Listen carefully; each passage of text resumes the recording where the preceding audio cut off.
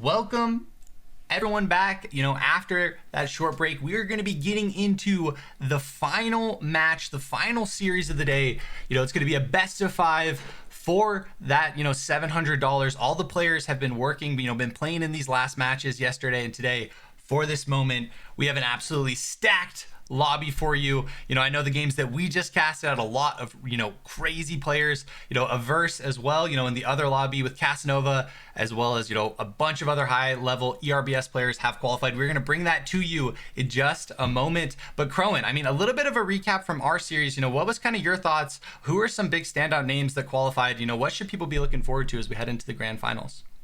Yeah, I believe it was Pie Master had a great game number one. Won that with 4 kills. Pie Master on that Enad Heart, amazing performance. I believe I was looking at the talk, but then the talk got I believe reset for finals. Okay, who was it as well? They had 6 kills. That was Binks, right? Binks, the absolutely phenomenal lead dial-in player.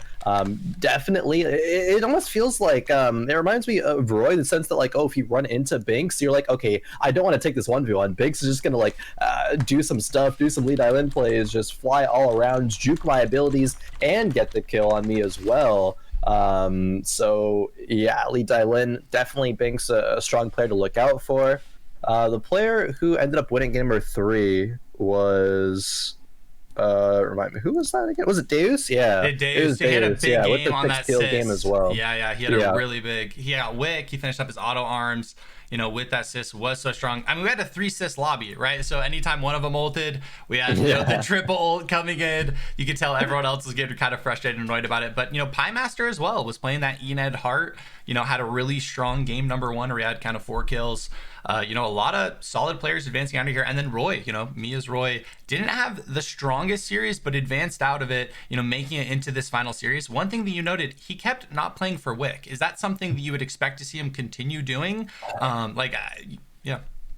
Yeah, I believe that the adaptation that players would make if they don't contest Wick is that they're not going to be able to get it for free. And if you recognize you're not going to be able to get it for free, it's just so risky, right? And you could already get your items online with the addition of the meteorites dropping, right? You get a Tree of Life, you get a meteorite, boom, you have Frag Rag. Of course, you would like the blood and the extra forest core to go for Emerald Tablet, Chinese Opera Mask, or Red Shoes, but Roy is oftentimes, it seems, at least in the semifinals, was content with just being middle of the pack in terms of placements there, wanting to play safe for the finals. I think safe was the story there for Roy, but now that it is going to be the finals, I wonder if Roy is going to continue to be safe or just want to go for the Wick, go for the risky plays and pop off to, win the whole thing, because obviously Roy, coming from winning the ERCL solos, we know that he can very much be a standout pop-off player. Yeah, he is such a talented player, considered to be one of the best, in North America, if not the world. We haven't had a lot of international competition when it comes to ERBS, so you can't really make those kinds of statements. But definitely Roy, consistently top of the leaderboard, consistently making it to these final lobbies, and then placing well in these final lobbies with all of the other best ERBS players. So, and I feel like Kathy really kind of unlocked him, because he was a cis player before. I remember him and Deuce just would banter because they ran different builds, and they would just flame each other because they thought the other one ran the bad cis build. And then I feel like when he swapped to Kathy, it really kind of unlocked his potential in a lot of ways. And I feel like Kathy is a hero that he just really knows the power spikes and the ins and out, and when he can actually finish those kills and when he should run.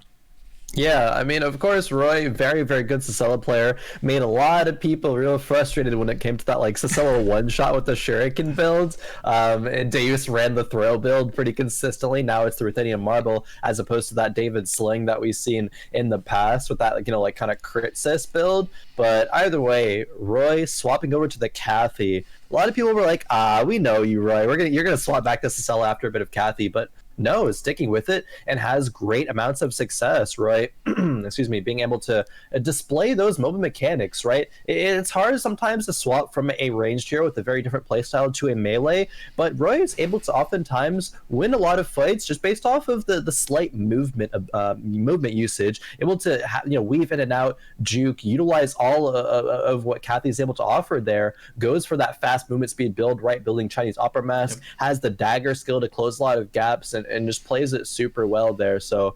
again, you were mentioning the prospect of international competition, right, between the whole world. And Cass and I actually talked a bit about that yesterday, just kind of like theory crafting, because obviously Skaz coming on to be the the NA and I believe EU coordinator as well for some ERBS tournaments. Definitely goes to show some promise. Nimble Neuron probably wanting to have these international events, and when the pandemic is over and everything, I think that we can start seeing those. And I think that some of the players in NA, even though it's a smaller region than Korea, I think they can compete with the best of the best, right? You look at me as Roy, you look at players like Pie Master, Verse as well. I think they can very much go to toe to toe with perhaps the best in the world, but that is a lot of what ifs. We don't know. That is my impression of what would actually happen given that circumstance. Yeah, and we're not saying they would necessarily face roll people, but I think they'd be able to compete, right? And advance out of lobbies. Definitely compete. It'd be some good games. Exactly. Which, at the end of the day, I'm excited to see where the future of ERBS goes. Because I think what Nimble Neuron did with picking up Skaz, I think was an excellent idea. As someone I feel like Blizzard made a lot of mistakes with Heroes of the Storm, HGC. Not to get on that soapbox, but basically it's I look at what Nimble Neuron is doing, and I think they have they've made a lot of decisions that are really smart, right? Hiring a community member to run your tournaments and build your esports scene who understands the community and what they want, I think is just a really smart decision. A lot of that goes to Skaz and the team that he has around him as well. Because I know there's a lot of people there that, work to make ERCL possible. And if you guys want to see some more awesome ERBS action after the 30K solos tournament today, there is going to be a duos tournament that is going to be hosted on Skaz's channel, the Nimble Neuron channel. I actually will be playing in that with Cure, who is going to be one of the finder players in these lobbies. So you'll see me playing my Zahir. We'll get some Zahir, and we've been running Sis and Yuki, so it's we'll decide what we do, but we're smacking up the in-house lobbies, so might have to mess around and after watching some Herbs, play some Herbs. Yeah, definitely. I actually was going to pose the question to you. Who do you think now, after, from seeing all of the Heroes of the Storm players moving into ERBS, who do you think is the best ERBS player from the hot scene? Is it Cure, or is there somebody else that comes to mind for you? I think it's Cure, BBJ, or Prism. I think it's one of those three. Which one I would choose? I honestly don't want to choose one, because I think all three of them, I think BBJ's still doing CCL, Cure's still doing CCL, Prism's the only one that's quit to commit to it full time. So it's I think odds are that Prism would have the highest chance of succeeding. That being said, is he the one with the most potential if Cure and BBJ were both going to put that, level of time and commitment to it? I don't know. I think it also depends on the game mode. I think, if it's duos, I do think that's something where these HOTS players will have more of an advantage compared to solos, because I do think of MOBAs, I think communication was so important in ours, right? It's important for every single one, but when you have a laning phase, I played Dota at a pretty high level, and I didn't talk for the first 15 minutes. I'm hitting creeps, baby. I'm farming jungle. I talked to my 5 a little bit, but it's you don't have to have that constant communication like you did in HOTS of every little rotation that you're doing. So I do think that is an advantage when it comes to team games that maybe the HOTS players, as we move towards duos or squads, they could have. But also, I'm biased. No, definitely. I mean, I'm biased too, of course, coming from that MOBA background. I agree with you. I think that duos and squads are super fun in ERBS from that communication standpoint, because I know from watching early squad tournaments from the perspective of some players who maybe don't have that experience, their communication was pretty rough, all over the place. And it's oh yeah, that's not how the comp should be there. And it's so easy for us with that experience to identify where those faults are, but not as much so for the players who are kind of experiencing that for the first time here. Maybe, Michael, we could host some 30K duos or squad tournaments in the future. That'd be pretty hype. Hey, listen, guys. All right. I'll be real with you, because we need to fill some time. We're trying to get the players in, so I'll leak. All right? Because I'm allowed to leak, All right, we don't have the future built out for what we're trying to do with the ERBS, but I know that it is a game that I personally really love and that I believe in and that I want to, be a part of. And I don't know what role that plays, whether that's me just picking up players and having them kind of making content, whether that's me continuing to kind of do tournaments and community events, and not just me, our whole team, right? We have Fizz, Slexia, Bat, Rob, Dax, Joik. There's so many people on the 30K team that made this possible. And it's we're all committed to making more ERBS events. And I think that you know, it's like you see Wisdom Media, they're doing tournaments, and like you see Nimble Neurons doing tournaments, and it's like they're both much larger scale than I am, so I'm not gonna have the resources to do things like them. So it's like I just really want to do open qualifiers that are consistent, that kind of anyone can play on, because I really think that's what I can do, because I can cast from my own channel. You know, even if it's just me solo casting, like we could do weekly tournaments or things like that. And I don't know what the timeline looks like, but you know, I'm looking to do a lot more ERBS events. And I mean, I'd love to do a LAN at some point. That's like a goal of mine. Hey, listen, that's a goal of mine. You know, I don't. Ready your first 30K LAN tournament 30K in the LAN. Future. Hey, I've already found a venue. All right, so it's like, you know, you know. And that being said, do I have the money to actually make it happen, or the organizational skill? No. So it's like, you know, we're gonna take a year to figure all that shit out. But once we do, you know, maybe we'll do a LAN, or we'll be broke. You know, one or the other. It's like, what's the maybe both. Maybe both. Maybe both. But yeah, there's yeah, guys, we have the lobbies just getting finished up, so it looks like the final match. We are gonna have the scores. I'll be able to show you on the scoreboard in a moment, but I will read them off now for you. We have Binks, Deuce, Piemaster, Prosser, Mia's Roy, Spy, FR1401, Prismat. That's Wumbo. Yeah. Wumbo. Oh yeah, Wumbo. Wumbo, yeah. Prismat, and Halifax. And then we have a Verse, Sleeping Lion, Tesca, Rengar Oscar, Yidam, Superior, Rat Jammer, Ninja, and I'm Passan. I believe Ninja is Magnus, Magnusape. Okay. So cool. yeah, dude, that is a absolutely. They are as cracked as they are jacked. These ERBS players we're about to watch. Woo!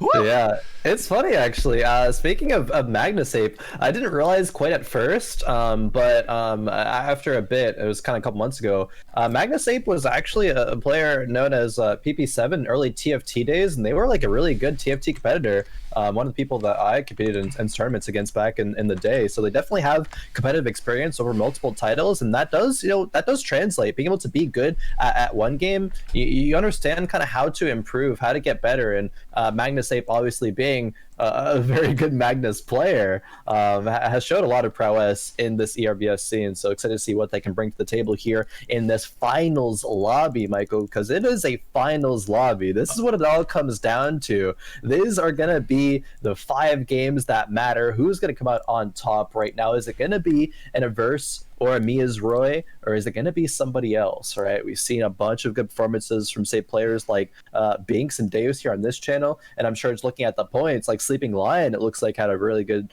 showing as well there in the other lobby. Yep, Sleeping Lion is someone that I casted yesterday that really impressed me. He had some standout games, you know, in his earlier rounds, his quarters. And yeah, guys, we have the players' names on screen, so you guys will be able to check that out, you know, as we move forward.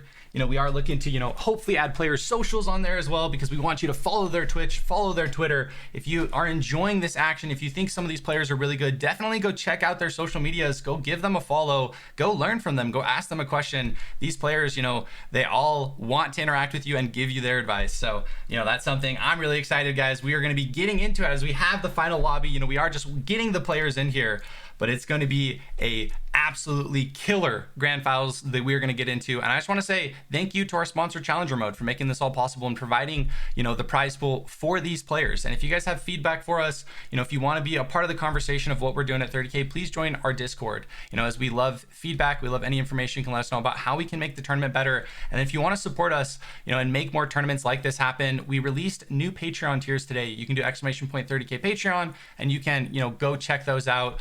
You know, by no means support if you cannot financially, and I in no means feel entitled to that. It's more of, you know, all the money we make from that will go to making more events like this in the future, and then making those events bigger and better. So players are starting to get into lobby, and this is our first ERBS tournament, man. I'll be honest, Khroen, I've been really nervous. I've been very nervous. Nervous? What for? I don't know, man. What if I mess it up? You're gonna be fine. It's gonna be 5 banger games, and we're gonna crown a champion here, and it's gonna be hype all the way, Michael. Hey, I appreciate that. We got the players getting into lobby. The last 18 remaining. You know, we went from 74 players down to 18. These are the, you know, wait, did I do the math wrong? I was distracted by reading chat. Oh, yeah. Whatever you just said went completely over my head. I'm not gonna lie. All right, you're good. You thought you could avoid me on the other side of the bracket. Damn, Rat Jammer out here talking trash, talking smack. Yeah. The wait, Ratch ever qualified? Ratch ever saying, of course I qualified, just made me laugh. We got Oh, I love the player 17 banter. out of 18. All right, can we get some 17 out of 18 and Drake's in the lobby chat, please? You know, it's like we are so close to getting game number 1 launched off. We want to make sure and get these games going pretty fast. We don't want to overlap with the RCS duos, which is going to be later. So if you guys want more ERBS action after this, definitely go check that out. But now that we've got the players here, let's chat about it. I mean, we're about to get into the lobby. I mean, who is, you know, if you had to take a prediction, who are the top 3? If you have to choose 3, it's such a hard question, but choose top 3 for the final 3, and you know, let's see how it goes. So throughout yesterday and today, actually, I haven't gotten to see a verse in the tournament yet at all. I haven't gotten to cast them, but I would imagine a verse finds their way into the top 3. I would imagine Mia's Roy as well finds their way into the top 3. The third one is a bit of a question mark for me, but I think I'm actually going to have to give it to Binks. I think Binks on that lead Lin has been on a tear. And as long as they can keep it up, maintain that consistency, I'm going to give it to Binks. But I'll toss it back to you, Michael, because there's a lot of strong players here. Literally every single player in this lobby is very strong. So who's your 1, 2, and 3? You know, I think Binks is up there for me as well. Just after the performance we saw from him, I don't think there's any world where I cannot put him up there. And then I'm going to add actually Sleeping Lion. So I'm going to have Binks, Sleeping Lion, and then I'm going to do Deuce. So I'm doing a little bit people from like different zones, because I think Deuce is going to win Pond. You know, I think Binks is just going to do his Binks thing and one-shot people and kill them. And then I think Sleeping Lion is going to do a pretty good job at like third partying, and like maybe he gets a tree or 2 and then kind of snowballs from that. Yeah, we'll have to find out. We actually now have the 3 hearts that were in the groups that Casanova and I casted yesterday, between Yeadam now joining Wumbo and Pie Master. It was kind of, I believe it was Pie Master and Yeadam. They like went back and forth, kind of similarly to I'm Dominating in Cure. And like, okay, one gets the kill this game, and the other gets the kill next game. And we have 5 games here, so you might see that back and forth action happen in the chapel area between them very consistently. But you mentioned it as well. Who's going to win the Pond? Is it going to be Deus? Is it going to be somebody else? And of course, we got to turn our attention to the forest area as well, with a verse being in the lobby. Yeah, a verse, someone that definitely I have in tournaments died to this man in Forest. BBJ and I had that duos tournament, and we died to him, you know, twice. Just such a strong player. He so basically, I feel like more than anyone, he has such an efficient archery to alley to Forest. Like he runs it so consistently, and that's actually who I want us to start out and watch, because if he gets a good spawn, we could see him just absolutely snowball this game. And it looks like we have, you know, a pretty decent spread here: 3 archery, 3 hospital, 3 avenue.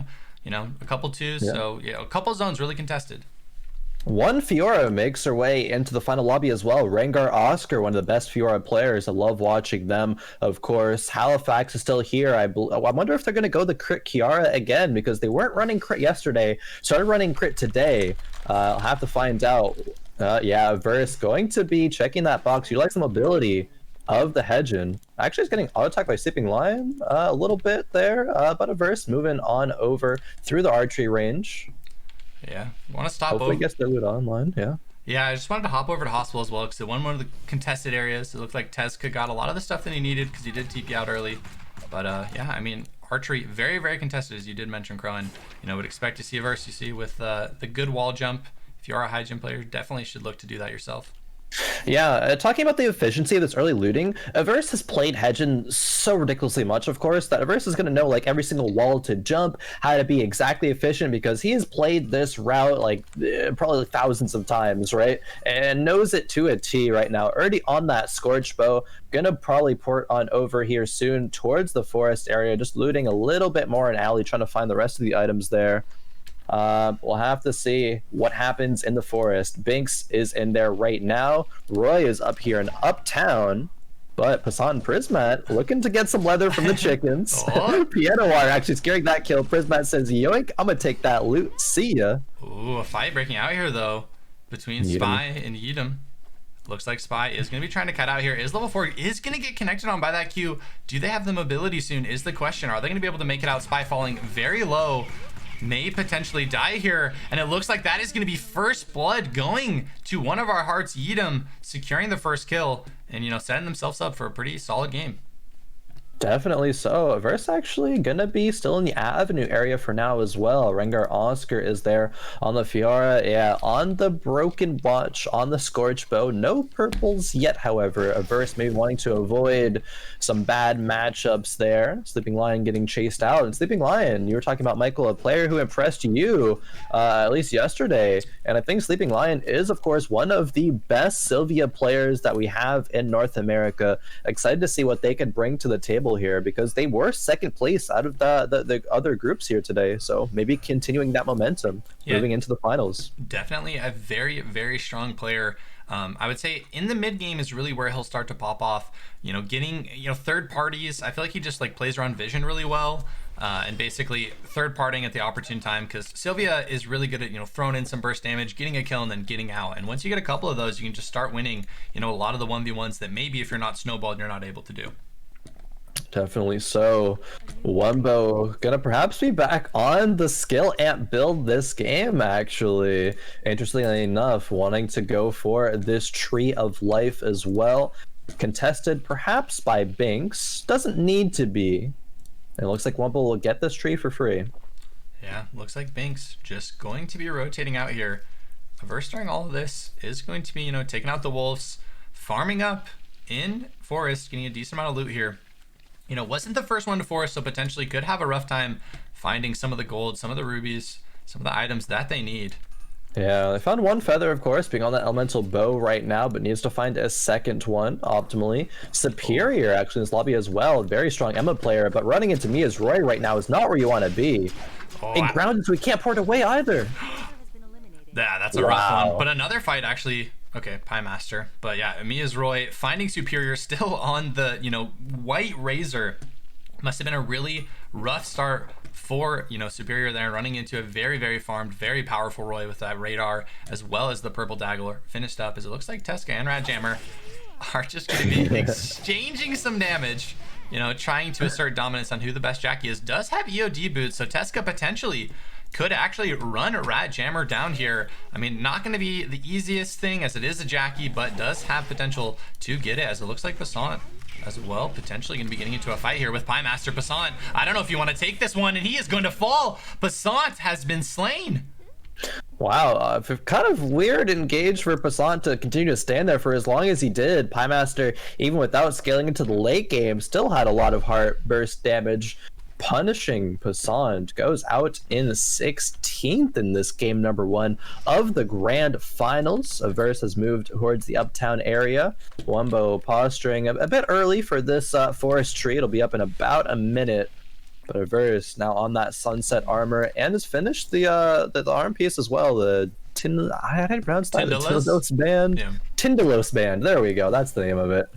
The Tindalos band. Yeah, I mean, Averse looking very strong here. Pretty much full build. Does want to finish up that accessory, but not that bad, as it looks like Prosser and Deus are going to be getting into a bit of a fight here. Deus doesn't actually have that EOD finished up. Gonna just be kiting out, as it looks like Prosser doesn't actually want to continue chasing Averse. Also on the top side in archery, maybe looking for Radjammer. Maybe looking to get a kill to start that snowball. And Radjammer, that is not what you want in this game number 1. Not able to actually connect the jump as Averse. Is he going to be able to get another for your Radjammer? This is disastrous, falling very, very low. Can he get the last ult charge? Maybe. 1 HP. Oh, he gets it. Averse. Averse, wow, Radjammer misses the jump. Averse immediately capitalizes, goes in with the E, pops the ulti. Actually missed the root though, even without Radjammer having that mobility. Because of that, Radjammer I think might have actually had a chance to escape, but the last auto attack did it. And because of that, Averse gets on the board with 1. Binks, however, and Roy forced to run away, use the dagger skill, has the ulti as well. Can Binks keep chasing? Looks like he will not opt for it. Roy utilizing that good movement. Yeah, as it looks like this really is the mid game where people are starting to get in fights here. Roy has 1, Pie Master has 1, Yeedam and Averse have 1. So those are the 4 people with a little bit of a snowball. If someone's able to get, you know, up to 2, up to 3, you know, maybe get a couple legendary items, we'll start feeling a lot more powerful. But really, at this stage in the game, anyone could be the person that pops off and really secures a lot of points and really secures a good placing for the finals. Definitely. Rengar Oscar on that Dobok, on the Durandal. Absolutely love that build. On the Laced Quiver there as well. They're going to be looking for kills as soon as they get their Rapier skill online. I believe they probably should have it at this point. But yeah, checking in with the Masteries. I'm blind. A lot of people around that 7 to 9 margin there. Rengar Oscar is at 7, so has Rapier skill available. Yeah, a couple people at 8. Prosser, Roy, it looks like Piemaster, Binks, Tesca, Averse are going to be the people that have their skill activated. So a little bit more of a power spike. Might see them potentially go for a fight as Rengar Oscar is going to walk into Tesca. And then Averse as well with Magnus Ape does have the Cabana finished up. So Magnus Ape is looking pretty strong with, you know, Tachyon as well. Yeah, I'm liking this Magnus 8 build right now, especially with the Cabana online. That skill amp Magnus will do massive damage. Arteus actually landing the stun there onto Yidam, but going to be able to disengage here rather easily. The heart mobility.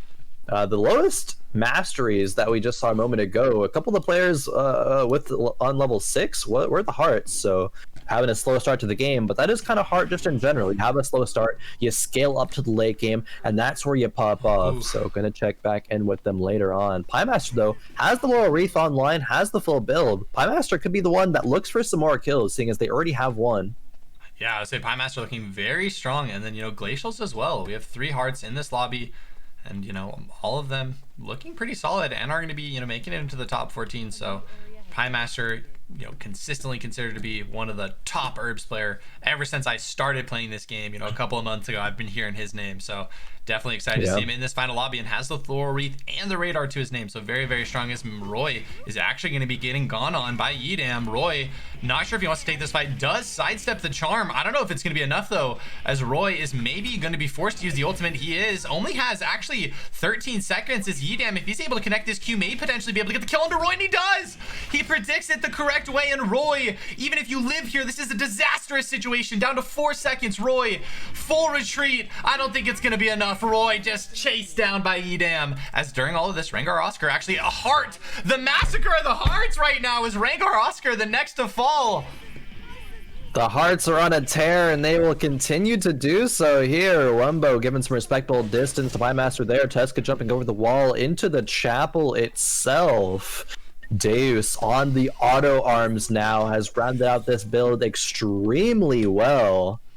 Gonna not opt to give chase, however. Jackie, one of the slippery characters here in Lumia Island. Obviously, you know, rat jamming it out there. Averse, however, and Sleeping Lion get into a confrontation here. Averse.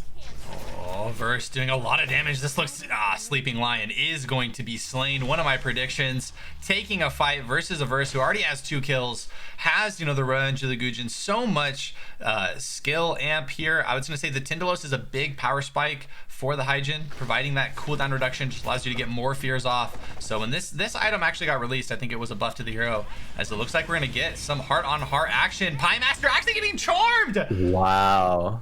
Wumbo lands the charm right when Piemaster gets low enough to have the ult forced out. That was amazingly played by Wumbo. Another charm actually lands from heart. Yidam onto Tesca, and Tesca falls. Not usually what happens to Jackies at this point, but we are having a bloodbath here, and it continues, Michael. Yeah, we're gonna need to call an exterminator because we got a heart problem, or I don't know, like we got some heart slaying everyone. As it looks like actually Binks and Prismat. Binks with the prediction onto Prismat, able to get the ultimate. Is it gonna be enough? Prismat actually with the turnaround. No, I hyped it up for no reason, and Prismat is able to turn it around. But another fight, we don't have time. Yidam and Deuce may potentially get into a bit of a scrap here. Yidam on 3 kills at this point, leads the lobby in regards to that. Deus trying to look for a turn. Oh, Deus going pretty low here, able to actually activate the bubble, sidestepping the charm. Yidam, does he have the no? Deus is going to fall, and that's 4 kills on Yidam. We've got 1 kill on Piemaster. We got another heart with 2 kills. I always butcher their name. It's not, because it's not the same. Can you give it to me one more time? Wumbo? Wumbo. This is Wumbo. It's like backwards, upside down. Yeah, it's like backwards, upside down. Wumbo. Yeah, yeah, Wumbo being the resident skill amp heart player actually did play Enad in that previous series, but has swapped back to the skill amp here. Maybe it's a better matchup in terms of the lobby, and they've been doing really well because of it. Kind of like one-shot somebody else earlier. I don't even remember who it was because they died so fast. Wumbo is impressing. It's on the glacial shoes as well, and continues to run this Creed. Cass and I were like, this Creed is interesting build here with Wumbo. Maybe you have some more insight as to why Wumbo builds that. We kind of surmised it was because of just the routing is pretty good. It does provide just some flat stats between attack power and defense, but wondered if there could be something else there. Yeah, I mean, I'm not 100% sure. I don't play a lot of Heart, but it probably does have to do with pathing. I mean, also, she has a decent amount of auto attack. It's like a pseudo amp, pseudo auto build in a way, right? Because she has the Rocker's Jacket and the Creed, which both do kind of contribute to some of the auto attack damage. What I just love from Wumbo, versatility and having your own routes that you can run. Like we saw them run the ENAD as well. So, I think Wumbo really has been impressing me. Not someone that I would, like, before this tournament, not came to my head, but after this tournament is going to be coming to my head when it comes to Hearts, because I've seen him run 2 or 3 different builds to really high success. Definitely so. Having that prowess to run multiple routes is very, very important when it comes to just every single lobby in ERBS. It's going to give you the most chance of diversifying your play style, going to be able to allow you to adapt when you need to. Hearts. Oh, okay. Hearts clash here. Wumbo, that burst from the skill amp is so huge. They're able to kite out and land another full rotation. Yidam could fall here, even though they are so strong. It looks like they're both just going to give each other some distance, at least for right now. They could clash here in but a moment, though. Yeah, 13 for Mastery for Yidam, 12 for Wumbo, so it is pretty close here. It could be anyone's game. So it looks like Halifax just rad jamming, has the Emerald Tablet, also up to, almost 13 Mastery, really just farming characters so well, ratting so well, giving themselves a really good opportunity as we scale into this late game. I mean, really, if they're able to get onto someone like a Verse, I feel like that's where Kiara really, really shines. It's like you have certain matchups which are really strong, and then every other matchup you just run away from. Yeah, definitely, and especially if you can buffer, say a hedge and root with the reactivation of your ultimate and get on top of a Hedgen as soon as she or after she is. That could definitely go the way of Halifax. Halifax in the school right now is going to be grabbing that meteorite. I'm just realizing it's pretty late to this game. Where did Wick go to? Who slayed Wick? Yeah, that's a good point. I remember it was in pond and no one was fighting it for a while. It was Proster. So Proster is the one that got it, and it looks like he has Mithril Shield and Halo off of it. So yeah. It has been dead for 3 minutes now. You can see the timer of the buff right there. Wick buff does last for, I believe it is 6 minutes, so it is halfway through. Person Elysian Halo and the Mithril Shield. Prismat and Averse giving each other some respect here. Prismat a nice little juke onto Averse's Q. Magnusape always consistently gets into the top, whatever, top 5, top 3 of a lobby. Sometimes can pop off and get some wins, but Magnus doing a great job at just at least surviving until this point. Yeah, Averse not wanting to let that happen. Maybe looking for a fight here. May run into Proster. No longer actually has that that mobility tool. Proster does have the Wick as well. If he all-in potentially didn't know that, Averse didn't have that mobility tool, but potentially had a moment there, as it looks like Halifax and Prismat probably both just going to run from each other. Potentially we could see a fight. I don't think anyone really wants to get third party or get into too serious of a scrap. No, it goes back to daylight, so everyone knows the other players' positions on the map. Of course, that is what happens when we go back to the daytime. Get revealed for 5 seconds, so you can't quite see all the players, mastery or items or anything like that. But Averse going in and popping the ulti, doesn't connect, but will he land the fear? Proster with the good juke, actually able to jump over the Q, which would have feared him, would have allowed Averse to throw a lot of damage down. And with that, Averse is going to have to play patiently until that ult is back up. Yeah, the zones are going to be closing here to our final 3 in 1 minute and 20 seconds. Proster finds Magnusape, but Magnusape says, nope, I'm running the other way. Doesn't even have to monk a steer on out of there. Still saving that tool for maybe a kill steal. That Magnus bike, especially with the skill amp of having a Cabana, is going to do massive, massive damage if he ever finds a third party scenario.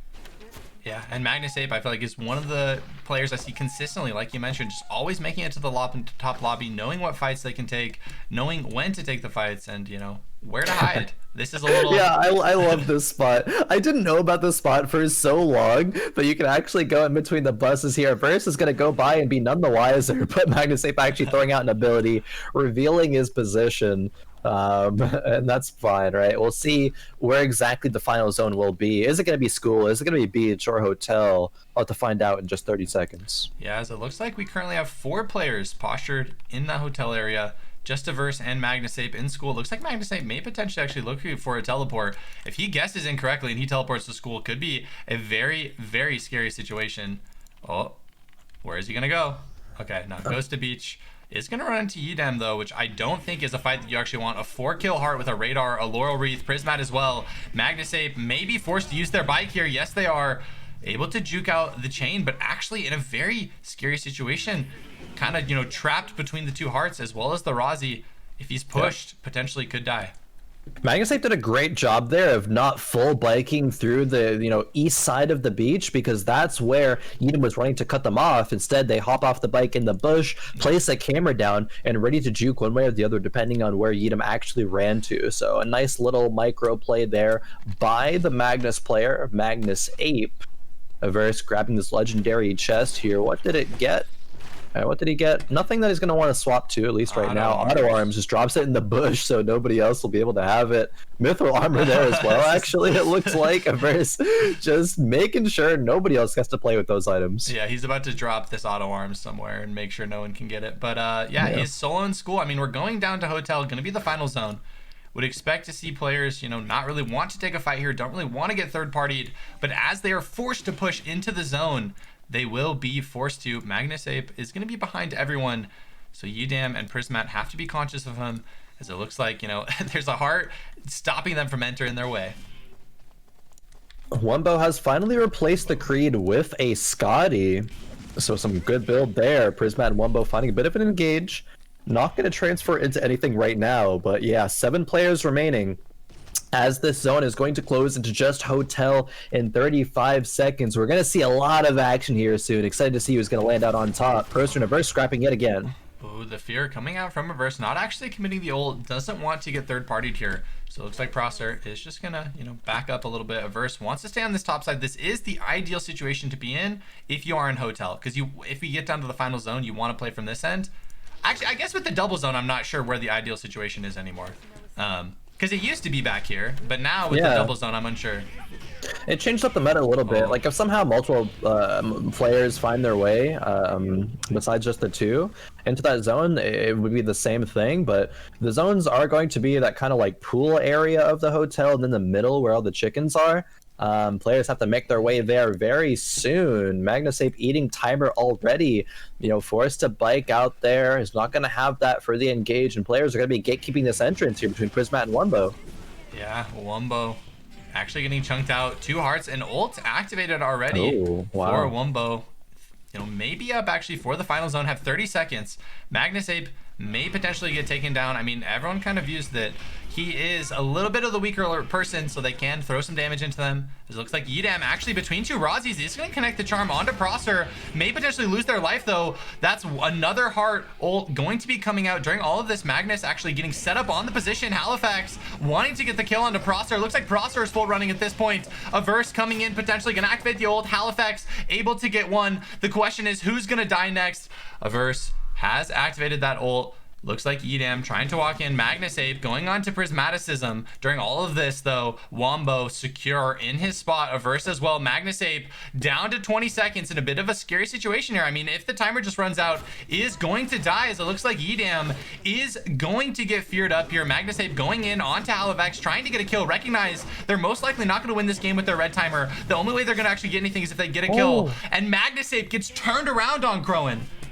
Wow, the bike was able to come through here, and now it's going to be Yidam and Averse. Averse is going to get the kill because that is only a second left for Yidam, and he explodes. 4 players left. Yeah, 4 remaining. Halifax down to 10 seconds. Prismat looking like he's in the best position here, because once he pushes Halifax out, he's gonna get the kill. Averse not able to get the steal, and Averse is now down to 5 seconds. Prismaticism has 2 kills. Looks like he's in a very strong position. He gets a 3rd, going in onto Wumbo. Has the bracelet, has the glacial, and the laurel wreath. Wumbo trying to kite out, only has 5 seconds of red time here. 5 seconds of red time, not the biggest deal because we have gone past that split zone phase. We're now moving to that standard control console centered box there. Prismat looting the bodies for whatever he can find for this matchup, trying to get some food. Has the mithril armor, but now the engage happens. Prismat gonna be killing. Oh, the dog actually tanks a bit of stuff there. Luckily enough for Prismat, Wumbo gonna try to play around the cooldowns. That's how the skill amp art plays, not necessarily with just fast attacking Enad build. Prism is going to be able to sidestep the Q. Does get connected by the charm. Ult does do a little bit of damage from the Razi. Checking into the masteries. I mean, it's 17 to 15, so Prismat does have a bit of an advantage there. Also has the red timer advantage. You see Prism just playing it slow. He recognizes, hey, I have 35 seconds. You only have like 15 or 5. You're the one that has to force on me. Prism playing it very patiently, very smart. I mean, recognizing that, okay, he's actually going to go in here. I think the UC Wumbo recognizes. Are they... Wumbo? Wumbo? I mean, it's probably doomed here, but yeah, I mean, anticlimactic to finish, but Prismat does secure game number 1 of the grand finals here for a kill victory to his name.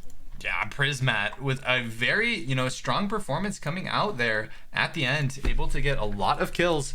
And let's actually check in to the final scores. We have Prismat getting 4 kills, Piemaster, or Wumbo in second with 2, Verse in third with 3, Halifax in fourth with 2, and Yidam in fifth with 4. Man, very top heavy. All 5 of these players having a very good placement and also pretty strong kills as well. Outside of that, we only had Piemaster with 1 and Roy with 1. So really feel like these 5 players going into the next game definitely are in the strongest position.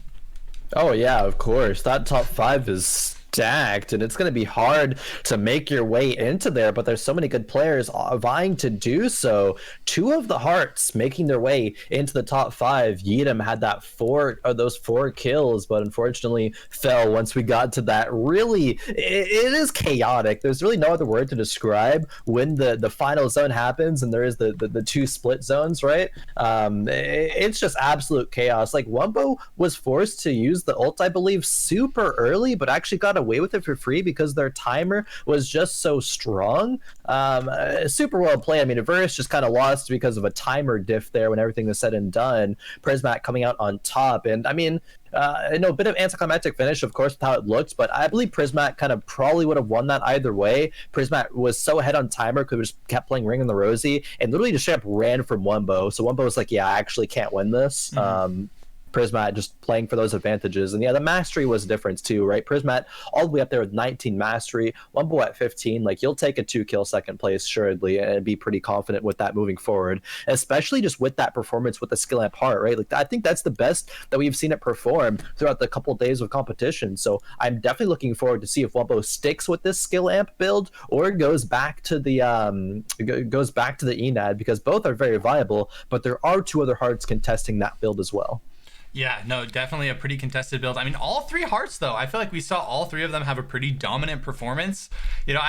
Like, that's something where maybe, people are gonna end up swapping off characters to potentially, have a good matchup into those. Because I do feel like the Enad Heart is very vulnerable in the early game, and if you can get something that potentially pressures them or farms them in those, earlier zones, I think it could be a smart decision. But also, I guess it's a hard hero to chase down, and you probably should just play your own game. That's the thing, is it's like, how much of it is just play what you're good at and play your own game, and how much of it is like adapt to what everyone else is doing.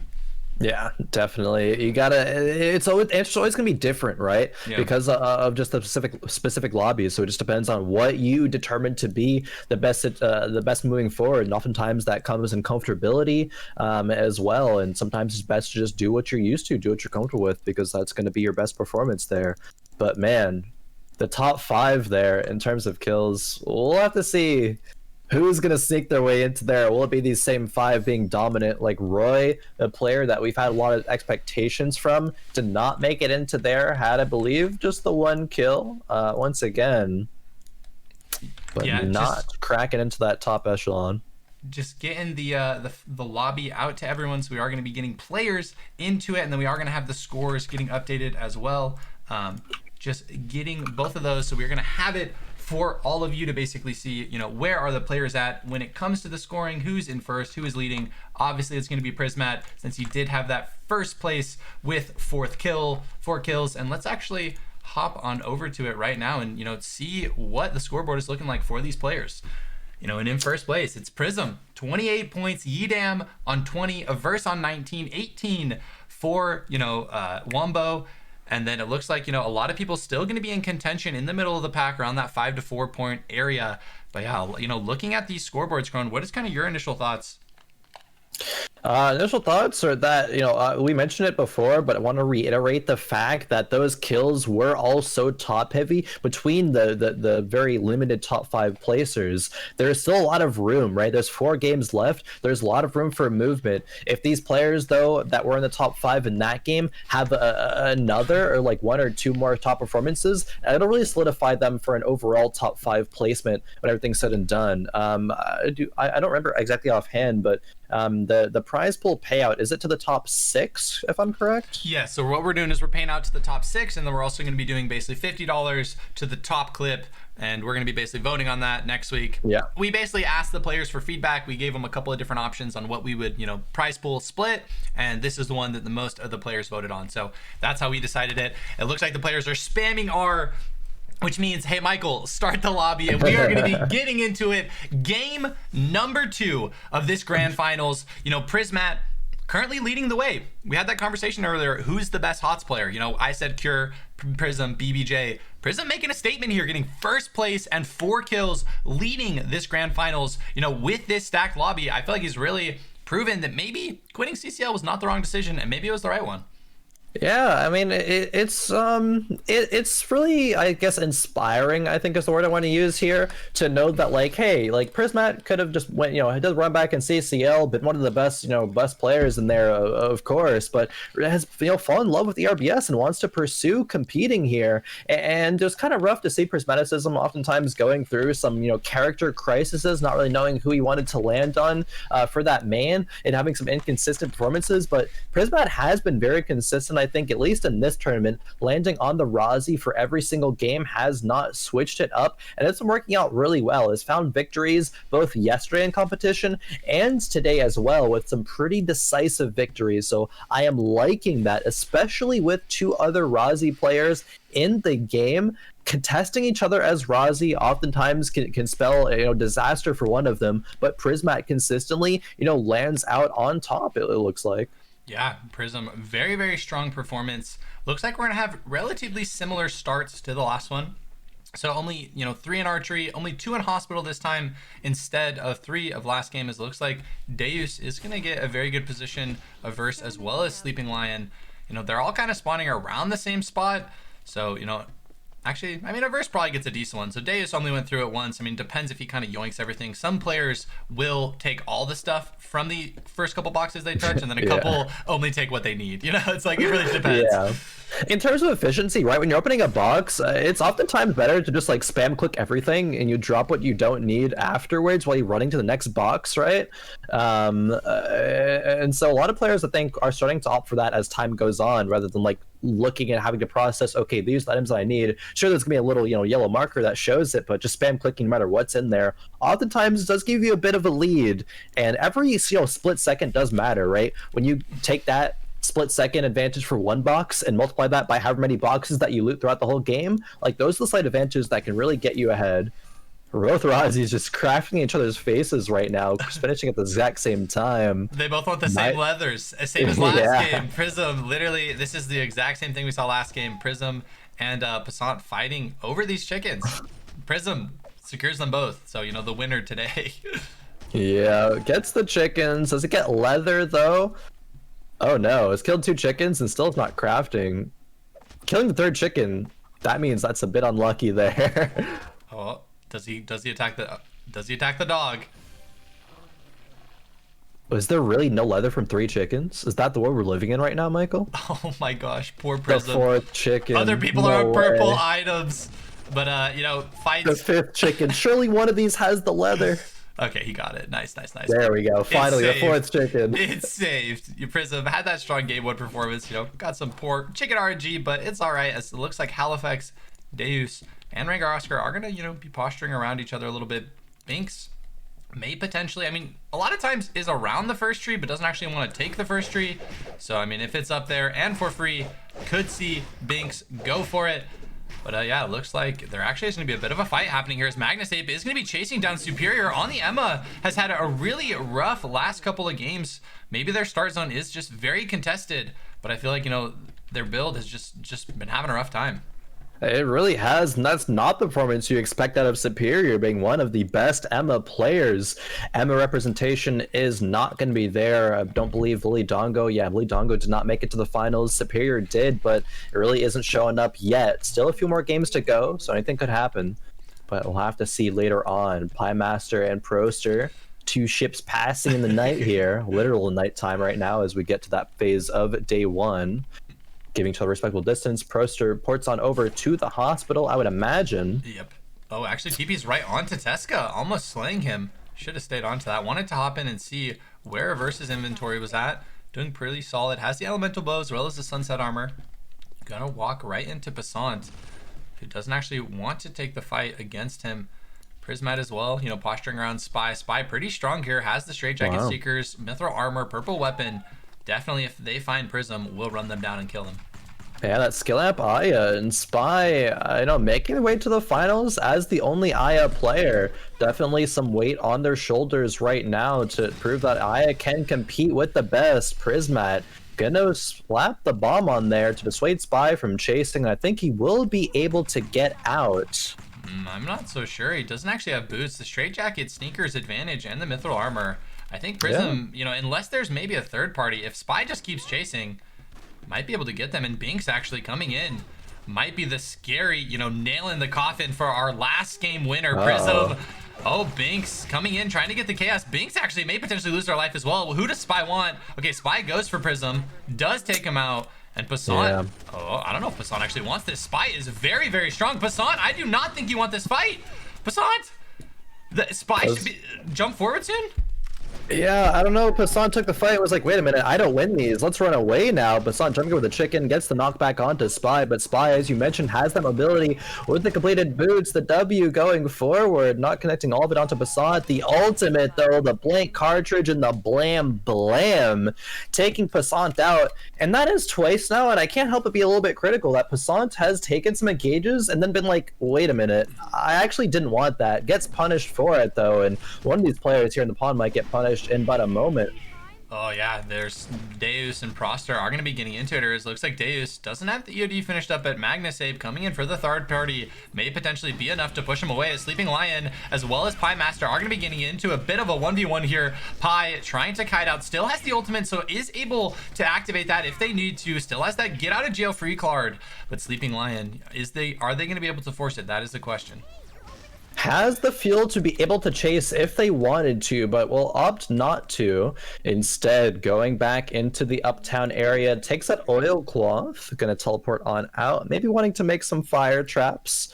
Porting to the factory area as well. Mia's Roy has one kill. I feel like Mia's Roy always just has exactly one kill, like around this point in the game.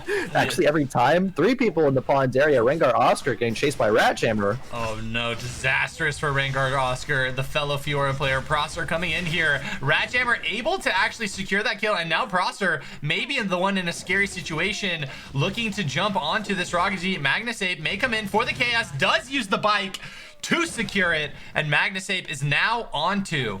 Oh wait, might be 3 actually. Ratjammer, if they don't have their mobility soon, may potentially be in a scary situation. Magnus Ape, can he connect his next Q? That is what it's all going to come down to, unless Deus actually comes in and the sidestep. Oh, Deus, the auto lands right after Magnus Ape hits his skill, and Deus secures that one. Unfortunate third party for Ratjammer there. At least they ended up picking up 1. Some action happening across the map as well between Wumbo and Spy. It looks like a Magnus Ape and... yeah, they're in the pond. Spy is actually chasing Wumbo. Yeah, Spy very fast here. May potentially has a lot of mastery from the 2 kills that they got earlier. So it looks like we may potentially have another fight happening out between Roy and Pie. As it looks like the charm is going to come out. Roy is going to be falling below. Actually using the wolf to tank a lot. Really well done by Roy. Still has the ultimate here. Pie in a very scary situation. Potentially is going to fall unless they can jump over the wall here. Pi, the Unstoppable does come out. Roy able to actually connect on. That is going to be the last dash for Pi. Is Roy going to be able to catch up and actually get him here? Is Pi Master going to fall a good slow during all this? What is happening in Forest? It looks like they're both eating all of their red time and trying to escape. Oh my, single digits on both of their red timers right now. Oh, missing the blank cartridge there, though. Looks like Teska might fall on the other side of the map as well, perhaps? No, got very low, but Binks chasing, lands the ultimate, and Binks gets his first. Yeah, fighting happening all over here. Spy running. It was just running this hard down, saying, no, you will die. You know, like... right? Dashes over the wall to chase. Spice is really hungry for kills right now and can get them on Wumbo with a couple more spells. Maybe a W will connect. Wumbo going back over the wall. Oh, Wumbo Spy finally gets it. After all the hard work, you know, fit in 25 seconds, tanked. We got the kill. Respect. Spy now sitting on 3, has the mithril armor, looking very strong in this game, leading with the mastery. Like to see them just finish up their build here before maybe they get into, you know, a couple more fights, as that will just give them, yeah, okay, they're going to be finishing up their Helm Hill most likely with that gold, as it looks like Roy as well as Udam maybe getting into a bit of a fight here. Roy going to go onto Udam.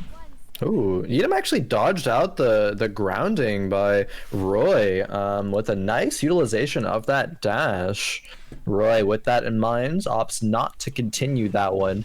But Spy, 3 kills on the Aya, actually chasing down Wumbo to the ends of the earth there for so long, and Spy actually played that really well. Recognize that with hard jumping back and forth over the wall, they seem to stand in the spot where they could literally choose to go either direction there, leaving Wumbo be like, oh, you're not just chasing one direction, you're actually playing smart, I guess I'm dead now.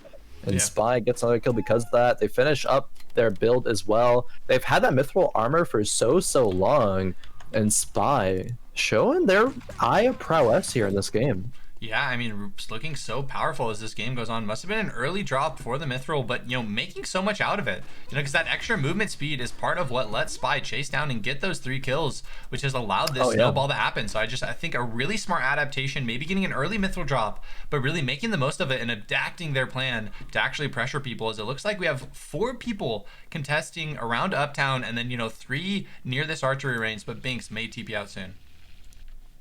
Looks like no kills are gonna be had for now. Wick line is spawning in 15 seconds. It will run, I believe, towards that cemetery area. Deus runs right into Roy, though. A good job from Deus, able to actually connect that tongue and get out.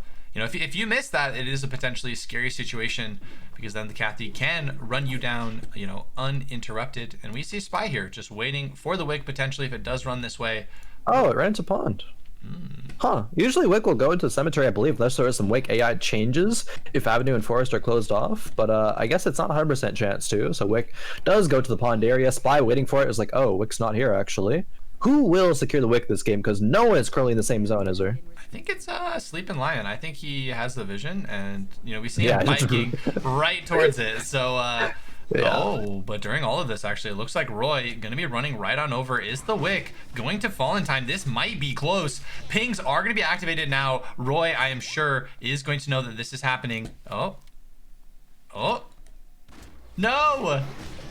It wasn't sure what the pings were, and Sleeping Lion is going to be able to just secure up that Wick and be able to sky it out. And now Roy is actually in a very scary situation, a rock and a hard place. Spy, the current lobby leader, and then Sleeping Lion, who has Wick on the other side. And is Roy going to become the new target that Spy chases down for the rest of the game?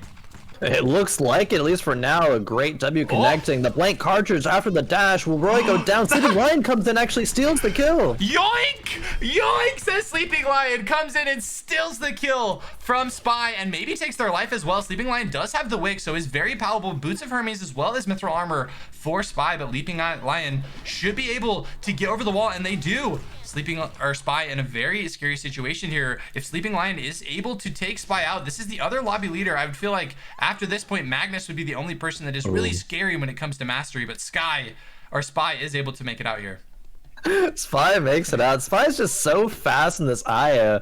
The cooldown on that E is so fast, able to get over a lot of different walls there, even with a great chase potential from Sleeping Lion, utilizing the bike W over the wall. It was not enough to take Spy down. I wonder who actually got the Wick loot there, because Roy fell once again after one kill. It looked like Roy tried to greed a little bit of that loot, but ended up getting punished for it. Sleeping Lion crafting something over Roy's dead body right now. It is the Moonlight Pendant. I believe that was, yeah, dropping the Buccaneer doubloon on the ground. I believe can we get a bit of a mastery check maybe in a sec? Yeah. I think Sleeping Lion is the one that got a lot of the Wick stuff. I saw him loot it, and I think that's how they built the Boots of Hermes. So we have Spy leading at 15, 13 for Binks, 13 for Sleeping Lion. So those are kind of the top leaders, and then, you know, everyone else kind of around the 10 to 12 range. Yeah, Verus and Yeatum posturing here in the archery range. Yeatum, if they do get a good engage, land a charm, they could be the victor in that engagement, but both of them respecting that potential. Verus just gonna eat away, walk down towards the hotel area. Yeah, Averse, you know, sitting on Zillow kills, but had a very strong game number one, was in that top 5 when it came to points. So, you know, has to be happy with the top 8 placement so far. Still has the opportunity to maybe snowball it and get a couple more kills. But I definitely feel like my eyes are going to be on Sleeping Lion. Just finished up that Wick, has the Hermes, the Moonlight Pendant, very strong. You know, going into these next couple of team fights and engages, as it looks like Deus and Binks are going to maybe get into a bit of a fight here. Binks, someone that, you know, in that last lobby was so powerful, cannot be underestimated in the late game on this lead island. Definitely not. I'll have to see what impact they're able to have. They're on the mithril gloves, I believe, as well, and that is a huge power spike for Lee Dailin in the end game. Spy, of course, being the mastery leader, they are the threat in the lobby, even without the Wick line buff. Magnasape coming in, though. Averse. What the? Magnasape and Spy didn't even touch each other. I mean, I guess that Magnasape doesn't really want to fight Spy, but yeah, Averse really getting in a rough situation there. Spy forcing the E, and then Magnasape may be able to get it, but actually here, Binks with the ult. Deus able to pull himself in. Actually, a beautiful reposition there, but it's not going to be enough, as Binks is going to be able to take down that Sis player.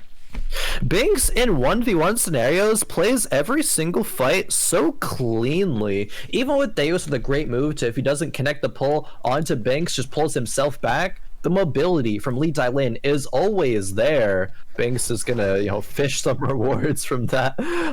This uptown dock here, not the dock, of course, just the fishing pole set up. But Spy and Pie Master collide. Yeah, as it looks like Pie Master trying to chase Spy down. Magnasape as well, going to be around Binks. So 4 players currently around this beach uptown area. Sleeping Lion as well with the Wick going to be coming in. Has finished up the legendary pistol, the Celt. No one really wants to take a fight into this Sylvia, actually, as Magnasape is going to be the one that Sleeping Lion is looking to jump on. Magnasape going to be forced to ult, but Sleeping Lion is going to use their motorcycle right on after, and this looks disastrous if you're Magnasape, as Sleeping Lion, actually Binks, though, may be able to come in for the third party, is going to get the ultimate in just a couple of seconds. Binks just got the ultimate as Spy is coming in as well. Sleeping Lion is the person that everyone wants to take down, considering he has that whip. Binks going to come in for the chaos, able to secure it. Spy is going to be the next person, and Binks over the wall, another one. Spy, surely. Spy? Surely Spy falls here. Oh, the auto attacks while Spy was jumping over the wall. Pie Master was going to clean it up if that kill did not happen to Binks, but Binks now finds their 4th, and Magnasape survives. That third party was so crucial. It was allowed Magnasape to escape. He's just going to be chilling, get his bike back, and now there are no more bikes to chase him down.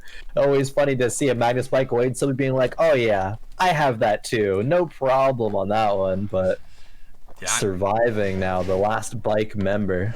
Yeah, looking at the masteries, Binks currently at 17, so definitely the strongest person when it comes to a 1v1 situation. Look at their inventory as well. The Moonlight Pendant, Hermes, Mithril Armor, Silk Gloves, Tac Ops, looking very, very strong on this lead island. So would expect people to either try and gang up or more likely just run away from Binks if they see him, as we do have 3 zones remaining.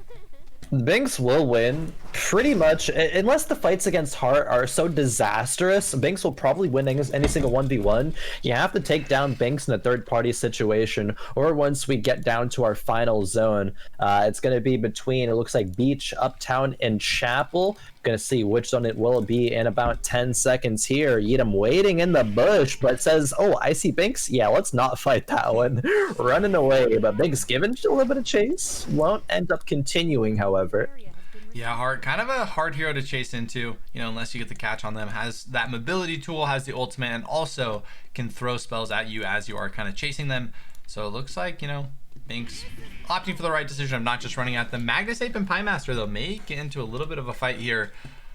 Neither of them, I think, wants to force too hard or necessarily get third-partied. Magnus Ape pretty consistently able to get into these top labbies, but we're down to 4. It's going to be final zone Chapel. I would expect to see it slow down, you know, as Yeadam and Binks haven't really made their way over to it yet. I mean, heading into this final circle, you know, what's going through the player's mind, and like what should they be thinking about going into these final zones? Yeah, I mean, a lot of stuff, right? You gotta be thinking about your matchups in terms of, you know, mastery difference. If you find someone, can you actually 1v1 them? How are you gonna play the final 2 zones? Because only one person can stand in a single zone. If there are 2 people in there, the timer will start to tick. Of course, the timers are very long, but you gotta be thinking about your red timer, how that's gonna affect the fights that you take. Can you secure any kills? Is there gonna be a Magnus Ape coming in with the bike to steal stuff? Like, there's a lot of factors moving forward here. Magnus Ape kind of ratting around is lower on the levels, being at 17 as opposed to the 19s of the Hearts and the 20 of Binks. Binks really is the player to watch out for here. You don't want to fight Binks in straight up 1v1. Yeah, and it looks like Yeadam is posturing like they may actually look for the teleport into Chapel. I mean, unless they run on over. Okay. Yeah, they have 30 seconds. They could just run around. This bear's up. Never mind. I just saw him posturing back. So finishing up the bear, trying to get that maximum farm. But, you know, I really think walking and not TPing in would probably be the right play, since this is going to be the final zone, but they may go for it. Potentially could spawn right on top of Binks. Let's roll the dice, baby. How does it go? Roll the dice and you pop up in a safe location, thankfully. Yeah. Magnus Ape was not close enough to capitalize on that one. If you teleport in front of a Magnus and he lands the instant wall stun, Piemaster forced ult. Yeah, and it looks like forced maybe more than that, as Yeadam is going to be throwing a decent amount of damage into Piemaster. Binks, though, the big scary has shown up. No one wants this anymore, and Yeadam has now fallen. And just like that, we have Magnus Ape with 3 kills. You know, most likely going to lose to Binks, but, you know, who knows? Maybe Magnus Ape can pull it out here. Just a very hard 1v1 in this matchup. No ultimates available for either side here. Magnus Ape just going to play the slow game right now, wanting to kite on out until that bike is back available. Magnus Ape running to one end of the safe zone, but Binks already just gives chase, says, I don't want to draw this one out. Let's just get it over with, my friend. Binks, no ultimate available for a bit longer than Magnus Ape, but might not even need it to win this 1v1, honestly. Binks is just going to run to the respective safe zone, so a bit of a lull here in the action. It looks like Binks is going to be the favorite, of course. Yeah. But now we're moving on to this last box and around the console here. Yeah, Binks just waiting for the ult. Very patient play, as Magnus Ape is going to be able to connect that silence. Binks not able to connect either of those, and could see Magnus Ape potentially look to go in here. I mean, to expect to see Magnus Ape just play this very patiently, very slowly. Does have some traps, so maybe looking to potentially get that. Magnus Ape going in here, doing a decent amount of damage to Binks. The question is, how much turnaround does Binks have? A good pushback from Magnus. Does the ult from Binks potentially come out here? Another stun. Magnus Ape actually doing really well here. Has 3 food as well as some guillotines. Binks' inventory may potentially not be in a better spot, as Magnus Ape now holds position. Holds position. There still is a mithril string for Binks in this zone. Magnus Ape will walk over it. Should do so earlier rather than later if he is going to at all. Don't know what exactly how much timer Magnus Ape is on, but Binks is down to about 35 seconds. Yeah, Binks going in here, both of them trading damage. Ults are going to be when things get serious, as Binks and Magnus Ape may look to go for it. The gun, or the bike is going to come out with the boar! The boar! Magnus Ape able to get the kill on Binks, who he looked like the lobby leader, looked so powerful going into that. And Magnus Ape just played it beautifully, you know, consistently playing it patient, weaving in and out, and able to get 4 kills first place.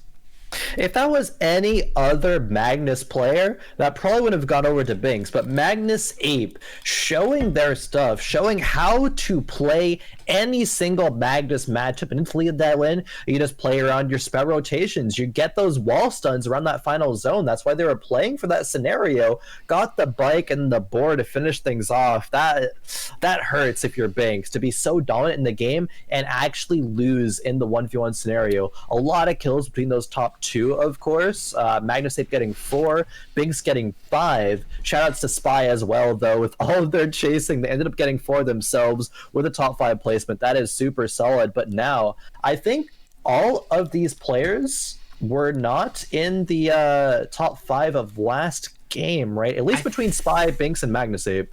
I think Magnus Ape in the last game, I think he might have been top 5, but I don't know if he got, or maybe he got 6th. I don't 100%. Okay. Yeah, he got 6th last game. Okay, Look at the 6th. scores. That's what it was. Yeah. Now finds a way into the top 5. So this is huge when moving forward into game number 3, because a lot of players are going to be around the same number of points in that first to like 8th point ratio, kind of like I guess gap there. Yeah, and we actually are going to be getting the points updated here, as it looks like we have a new leader going into game number 2 after a very strong performance. We have Ninja, that is aka Magnus Ape, that is going to be, with 33 points leading the lobby. And then we have in second place, right behind them, it'll load back around. But yeah, basically we have Magnus Ape leading the lobby. A lot of people close to them as well. A couple of people on the bot side. Passant, someone that has, I think consistently taken some rough fights. Prosser currently in 14th. Yeah. Someone we could totally see a pop-off game. But, we have Binks with 30 points, Yidam with 30, Prismat at 28, Averse at 24. And, that definitely, I feel like it's anyone's game for that first place right now. It really is, but Magnus Ape, of course, being in first, is the most consistent player that we've seen over the course of these 2 games. Of course, hard to be consistent over just a sample size of 2, and we'll see how that progresses as we move forward. But Magnus Ape always does such an amazing job of riding around until the end and playing for smart third-party situations. The positioning is hard to notice when a player actually positions super well around a third-party scenario, but Magnus Ape does it so well and got like 2 or 3 kills, I think, that game just off of having good bike timings and then running away afterwards. Able to pick up 4 is not an easy task for a Magnus, but Magnus Ape did it so beautifully. Passant as well. I said it a bit in the game. Passant is kind of, I think, playing a little bit underperforming, I guess I'll say, as to what I would usually expect out of them. Passant taking some questionable engages, getting punished for it and forced to immediately run, but then just getting caught out and dying there. Sure, there's a lot of strong players in this lobby, so if you're forced to be in a scenario where like you have to actually identify who am I running into, as opposed to just like running people down in solo queue, right? It's different environment. This is a tournament, Michael, of the best players in North America, so you got to step your game up. You got to be on top of things at that point. Yeah, no, you definitely have to be at the top of your game, guys. We're getting all the players into the lobby here as we are going to be getting into game number 3. The players bantering, Rangar Oscar saying, "Get me out of pond." Way too many people in there contesting. And I mean, there's a lot of people that are vying for that first place. I mean, of course, Magnus Ape, who we just saw, is up there, but we have a couple other players that are around that 30 point. Someone like Averse is at like a 25 point. Really, we got a couple more games to go, and whoever has a couple more pop-off games really is going to secure that victory. It's pretty exciting. Like, it really feels like it's anyone's game here.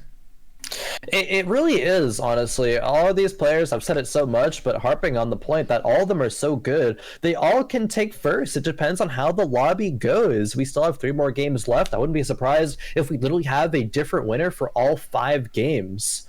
Magnus Ape there. People talk about the boar in the chat. That boar to finish the kill on Binks was so funny. Thinking about like the highlight clips, right? $50 to whoever wins on that highlight best play throughout the tournament.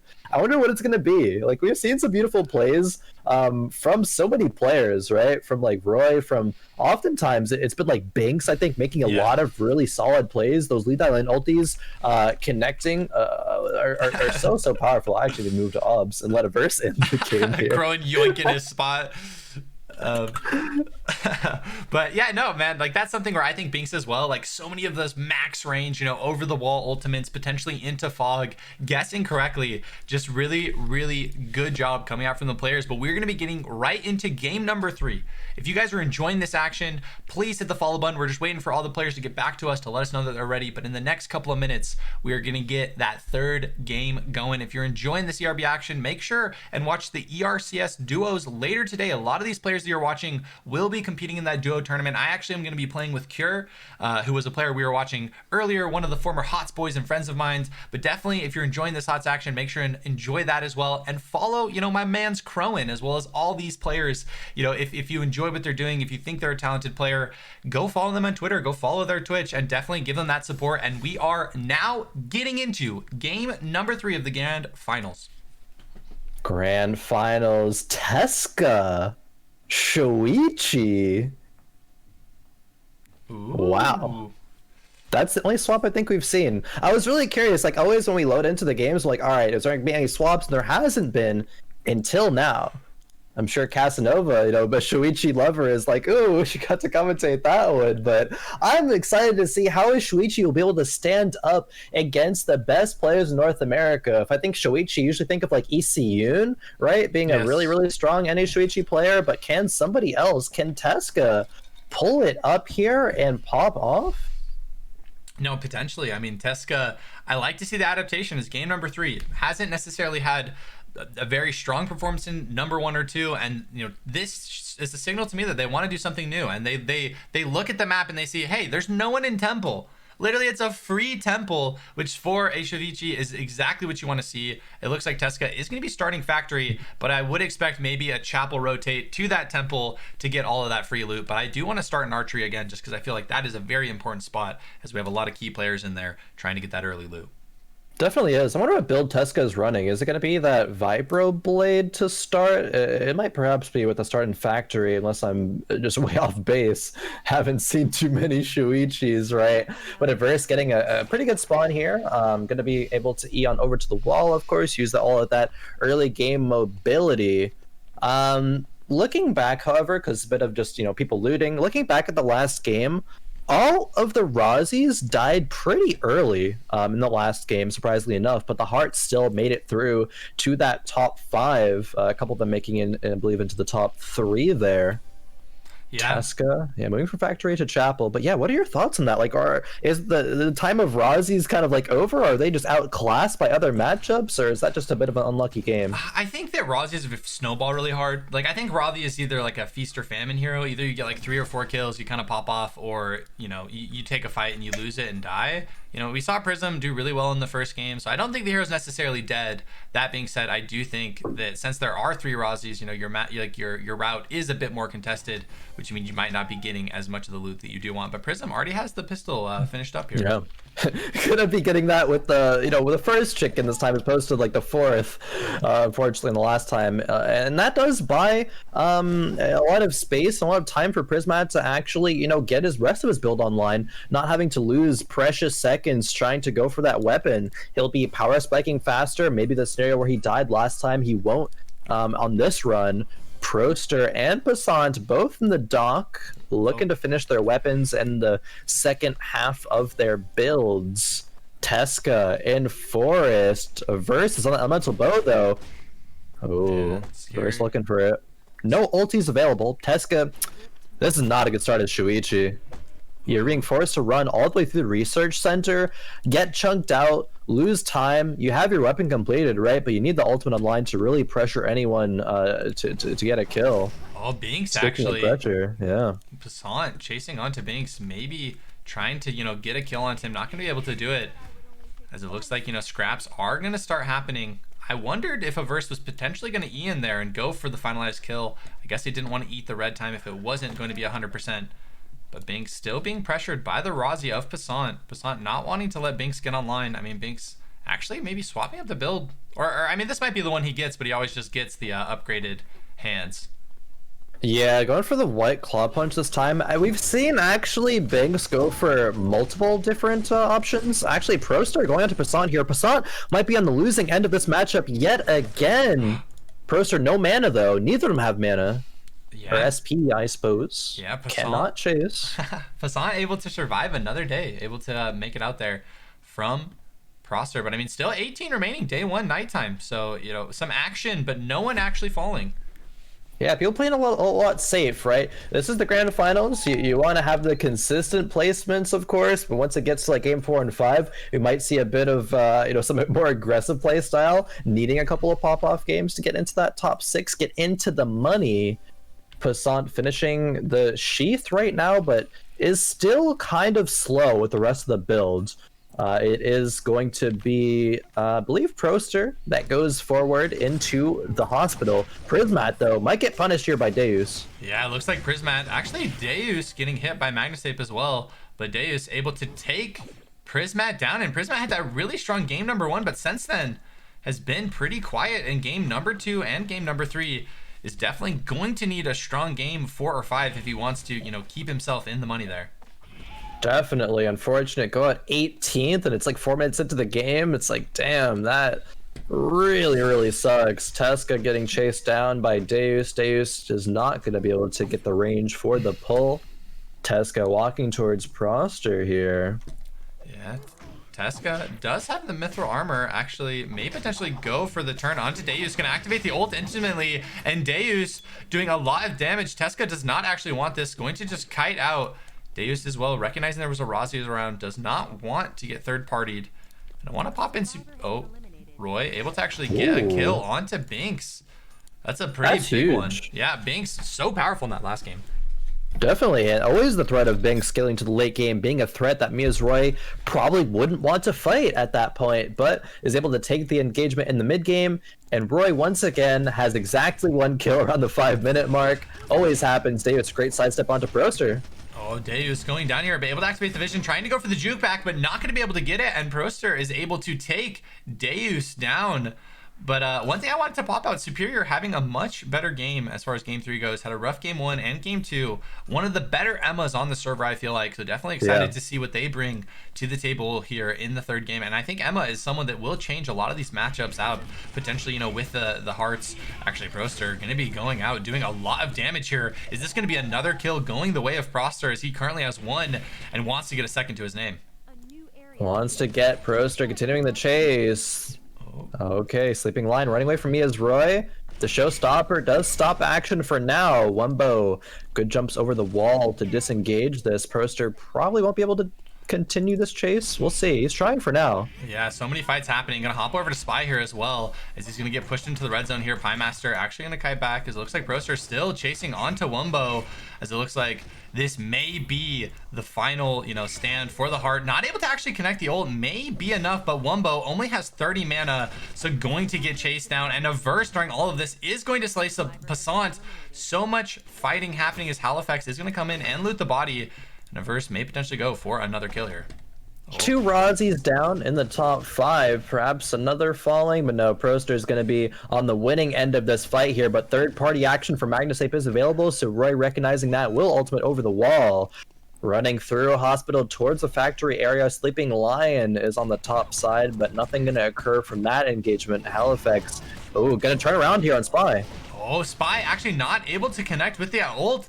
Halifax trying to get in range, gonna be able to actually get the ult off, but Spy able to push and do enough damage to scare them. Verse chasing down Tesca here, so it looks like Tesca gonna turn around, do a decent amount of damage, and Halifax during all of this was able to slay Spy. Rankar, Oscar, and Radjammer also fighting during this, as it looks like Halifax, if they run north, potentially could run into Tesca here, as the verse is pinching him. But Rengar, Oscar, and Rotjammer, maybe the next one is Edam TP's in as well. So much fighting happening in the last couple of minutes. All the action seems to happen at once. It's like, please just take the fight one after the other. But no, that's not how ERBS works. Rengar, Oscar on a bit of a different build here on the Sheath, the Battle Suit, and the Volta Cleto instead of that Durandal build. A lobby adaptation. Looking to take down Edam, does not connect the slow, but gets the Rapier still over the wall.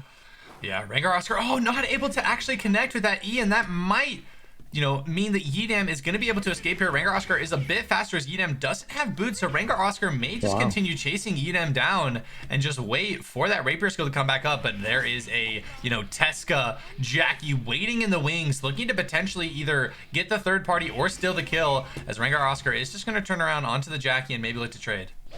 A rat jammer even. Jumping away, though, back into the school. Checking out what's happening in Avenue. There's still 2 more minutes for Wick to spawn. Averse here as well. Averse is who took out Passant earlier. Tesca now. Ooh, great Juka to Halifax. Tesca maybe looking to re-engage. Yeah, everyone will not find it, though. Everyone just kind of posturing here. I mean, this is really what the mid game comes down to. Averse actually going for the all-in, able to get it onto Pie Master. Averse! That's the Averse combo right there. Gets him his second. Firemaster falls. Broster chasing Rengar Oscar here. This is Rozzy favorite, but Fiora with some outplays can make the turnaround.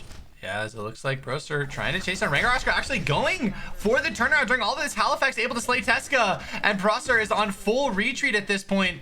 As it looks like we may have another fight happening in Avenue, as well as Averse is going to be running away from Sleeping Lion here, is in maybe potentially a scary situation, able to get the E over the wall, and Averse is going to be able to get out. And we're now down to 10. A couple of players did fall. Oh, that's so much action.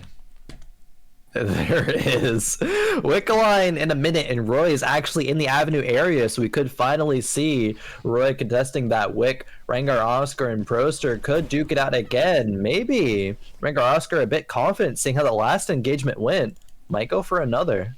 Yeah, Broster actually stepping up. Rengar Oscar gonna use the rapier skill going on to Broster, able to get the reset as well. And actually, just 4 resets, maybe gonna take the wolves. Maybe doesn't have that good of food and doesn't want to actually fight without it, as it looks like Averse and Roy are gonna be getting into a bit of a fight here. Roy going down to half, just getting chunked out by Averse. Averse has ultimate now. Didn't have it quite at the start of that engagement, but got it up after the fear had already come through. Roy, with that in mind, is going to run away. Wickeline spawning in 15 seconds. Roy already on the Fragarack. Averse was at the bow skill. It does not connect. 3 people in Avenue. Actually, a lot of action going on in the archery school area, it looks like. Yeah, as it looks like Magnus Ape is going to be pushed out. Proster did TP in here.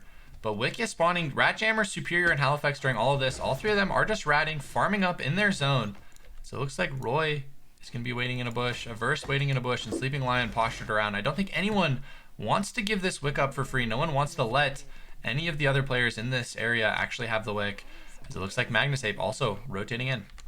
Yeah, joining the fray here potentially. Averse grabbing the console, just gonna let Wick run by, but Wick actually says, "Hey, I see you there." And Averse like, "Oh snap, I got E over the wall, lose half my HP in the process." Not a huge deal, but Sleeping Lion wants to punish it. Won't be able to find Averse though. Yeah, Averse activating that bow skill, gonna be able to get a little bit of damage onto Sleeping Lion here, but I'd expect to see everyone just kind of posture, play it patiently. Unless someone actually does opt to take out the Wick, it is a bit of a scary proposition at this point. Definitely, especially with so many other people around waiting to kill Steel, to kill you if you take too much damage from the Wick. Looks like Magnus Ape and Ratjammer kind of colliding here, but Magnus Ape, Averse lands the combo, but Ratjammer jumps away. Ultimate expended for not too much benefit. Yeah, the question is, will he be able to, pressure onto Sleeping Lion, or does Sleeping Lion force the issue once the ult is actually down, as Wick still uncontested, gonna run into Forest, potentially just run right into Superior on this Emma that has the Tachyon Brace, has the EOD suit, is feeling pretty strong. Checking into Masteries, we have Proster at 13, Averse at 13, 13 for Rengar Oscar, and then everyone else kind of hovering mainly around the 10 or 11 areas. Ratjammer actually getting gone on here, does have the Mithril Helm, but Sleeping Lion is pretty powerful, as Ratjammer is going to be able to get a decent juke. But the question is, will Sleeping Lion on this motorcycle be able to chase them down? Ratjammer probably going to be able to jump over this wall. Oh, maybe. Sleeping Lion very fast on this motorcycle, and this might be a dead Jackie. This may be another kill, or the first kill for Sleeping Lion. Oh, the fade away, but not enough damage. Sleeping Lion did not want to expend all of the fuel and all of the red timer to even maybe get that kill. Ratjammer is gonna rest, only has 20 seconds to get out of this Avenue area because it will be closing off after that. Wickline has made her way down into the beach. Superior and Proster posturing around that. Superior, you mentioned it earlier, Michael, having a much better game number 3. Died very early in the last couple, but now can finally potentially show their stuff. There's a lot of action happening in the beach. Yeah, 4 people posturing around here, and during all of this, actually, Roy is kind of alone. Maybe Magnasape is the only other one around. Roy gonna start up the wick here. Magnasape is rotating in, does have a lot of burst potential with that ult. The question is who times it right? And it's gonna be Roy running away. Magnasape yoinking the wick. And you know, that's part of why you see people don't start up wick, is it's so easy to get stolen. Yeah, if you have that high burst ability to secure it, like we saw with Magnasape right there, takes the wick and says thanks, running away. Proster and Rengar Oscar. Rengar is once again getting the better of Proster in that matchup. Perhaps a build difference there. You still have some powerful crits, but the battle suit in the sheath giving you some tankiness to not get one shot by the Razi. A great adaptation, I think, there by Rengar Oscar. We move over to the forest area now and see Magnasape posturing against Superior and Averse. Just gonna be running away. No bike available quite yet. We'll be getting that up pretty soon, however. Yeah, so it looks like day number 3, nighttime. We're down to 9 players. Mithril armor is going to be on Yidam. We're going down to 5 zones. Would expect to see Rengar Oscar potentially to rotate in. Averse playing pretty aggressive. Does have 2 kills. A decent amount of mastery. Is looking to potentially snowball themselves forward, but you know, if everyone here actually, Yidam and Halifax getting into a bit of a fight here. Yidam may be forced to use the ult, but doesn't do it in time, and Halifax is looking thick. Yeah, 3 kills, auto arms, mithril chest now. This crit Kiara, you cannot sleep on it. Might not be super meta, but boy, does it have a place. Ratjammer chasing down Me is Roy, will not continue it, however. On a bit of an odd build, I would say. There's like EOD boots, mithril, helmet with Crusader's armor, and burnished Aegis, but hey, it'll do the job. Yeah, Ratjammer and Roy getting into a bit of a fight here. So it looks like Roy wants to do a decent amount of damage, but little do they know Halifax on the Kiara are going to come in and kill them both with a third party. Roy is going to use the ult and be able to get out. The question is, will Ratjammer, Halifax going to not be able to connect the route?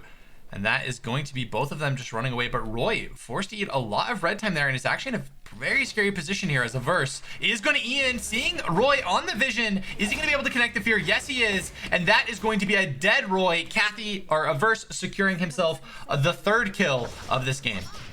A great play there, beautifully done, but now some more kills potentially going to be had between Rengar Oscar and Superior. Rengar does opt to kite away.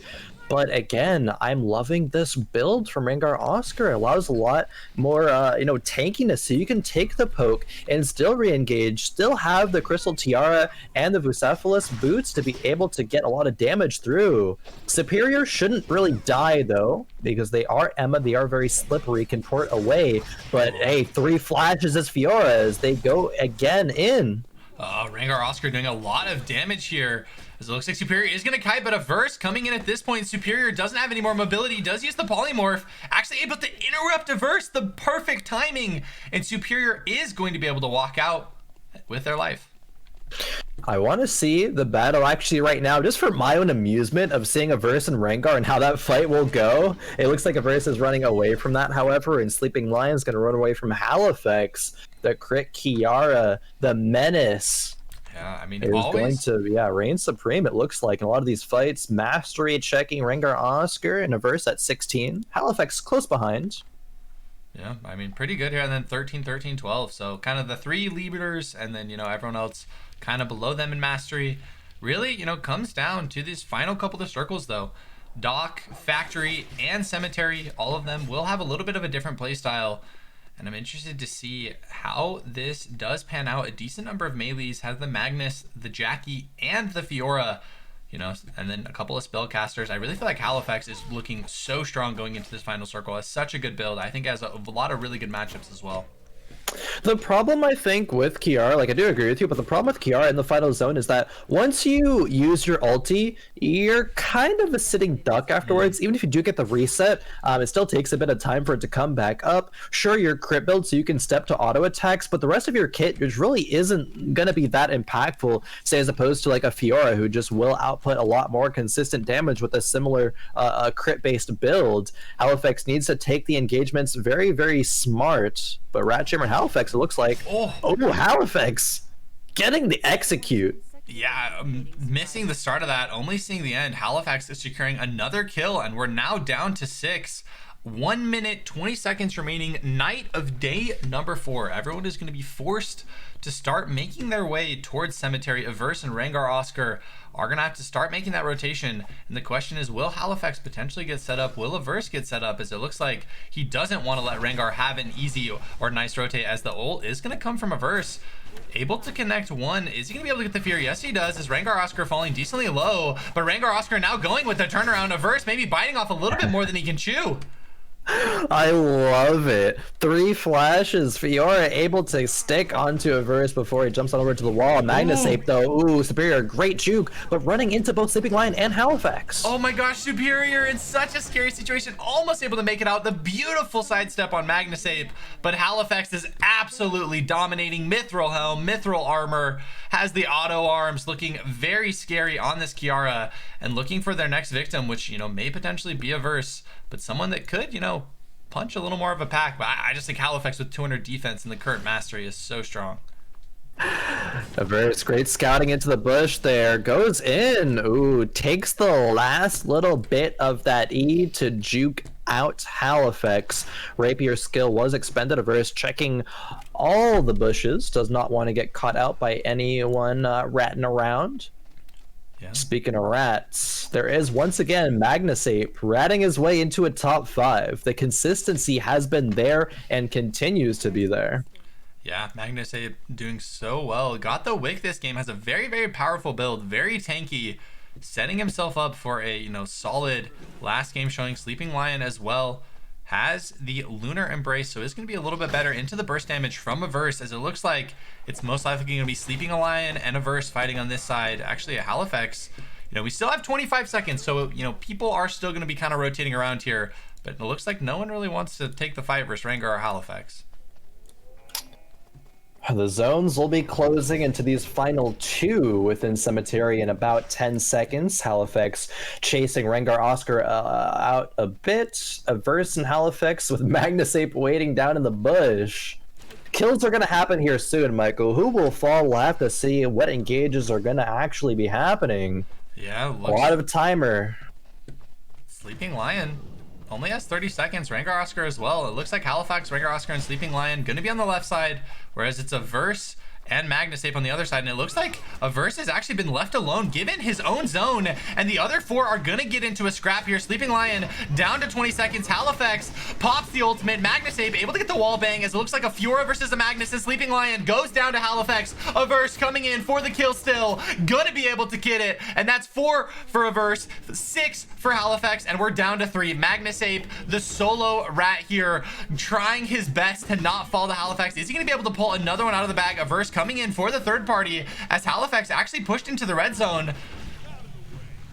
Magnus has to make something happen. 2 seconds left on the timer. Won't be able to. Will explode. Unfortunately, these last 2 zones are not the friend of a Magnus. Wasn't able to rat any of the kills either. Halifax has picked up the 7th, though, as we make our way down to the final 1v1 of the game. Mastery is pretty even.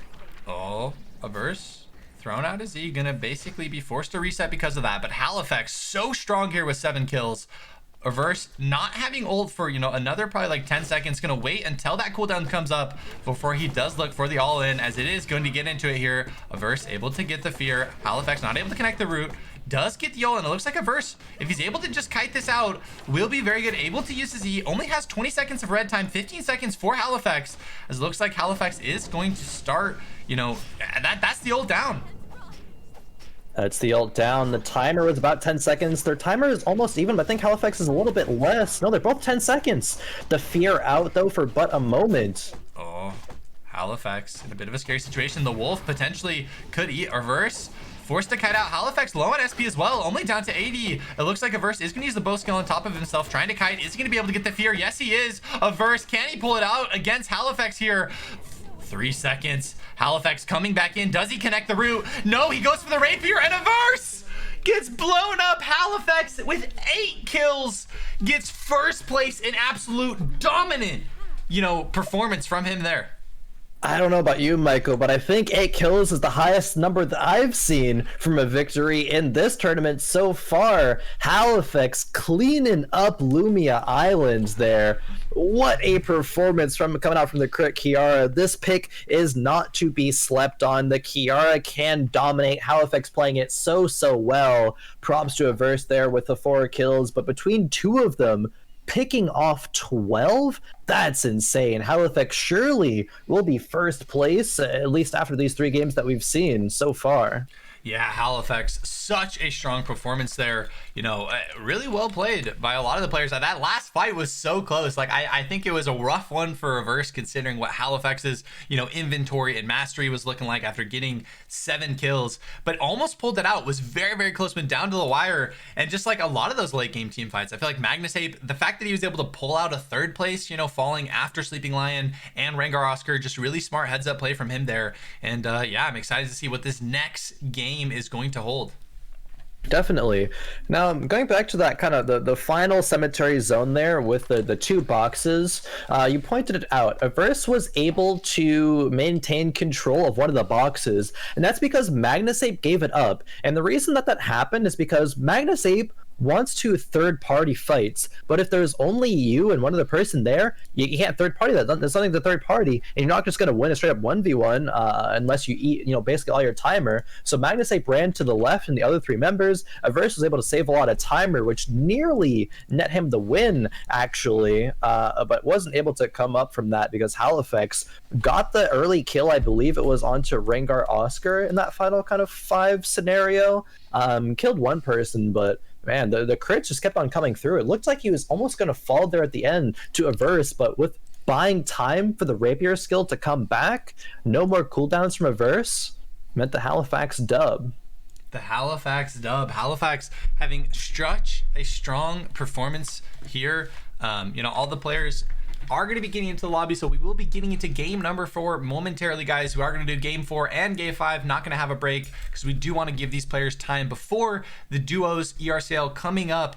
But guys, we are going to be having the scores here after that most recent game, and it looks like we are going to have Halifax in first with 55, Averse in second with 48, Magnus in 43, Yidam now in 4th with 33, Banks at 30. So really the top 3, top 4 really are leading, but still a lot of opportunity for people to get into the money here as the top 6 are going to get paid out.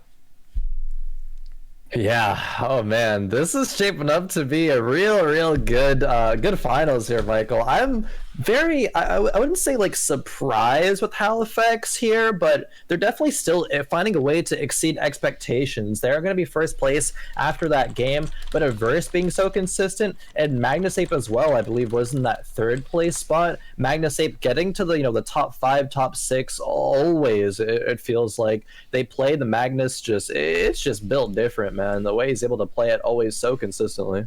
Yeah, it is insane. So I got, from the chat, they let me know Sleeping Lion actually yesterday had a 9-kill game on a Sylvia. So that's been the highest of the tournament. But okay. Wow. I forgot to see that one. Yeah, dude, he was wilded out. That's part of why I gave him my prediction of I thought he was going to be top 3 in that first lobby because he really impressed me yesterday. So, a lot of the players were using the restroom. They are going to be coming back now as we are getting them into the lobby, guys. We are going to be getting into game number 4 of this best of 5 finals.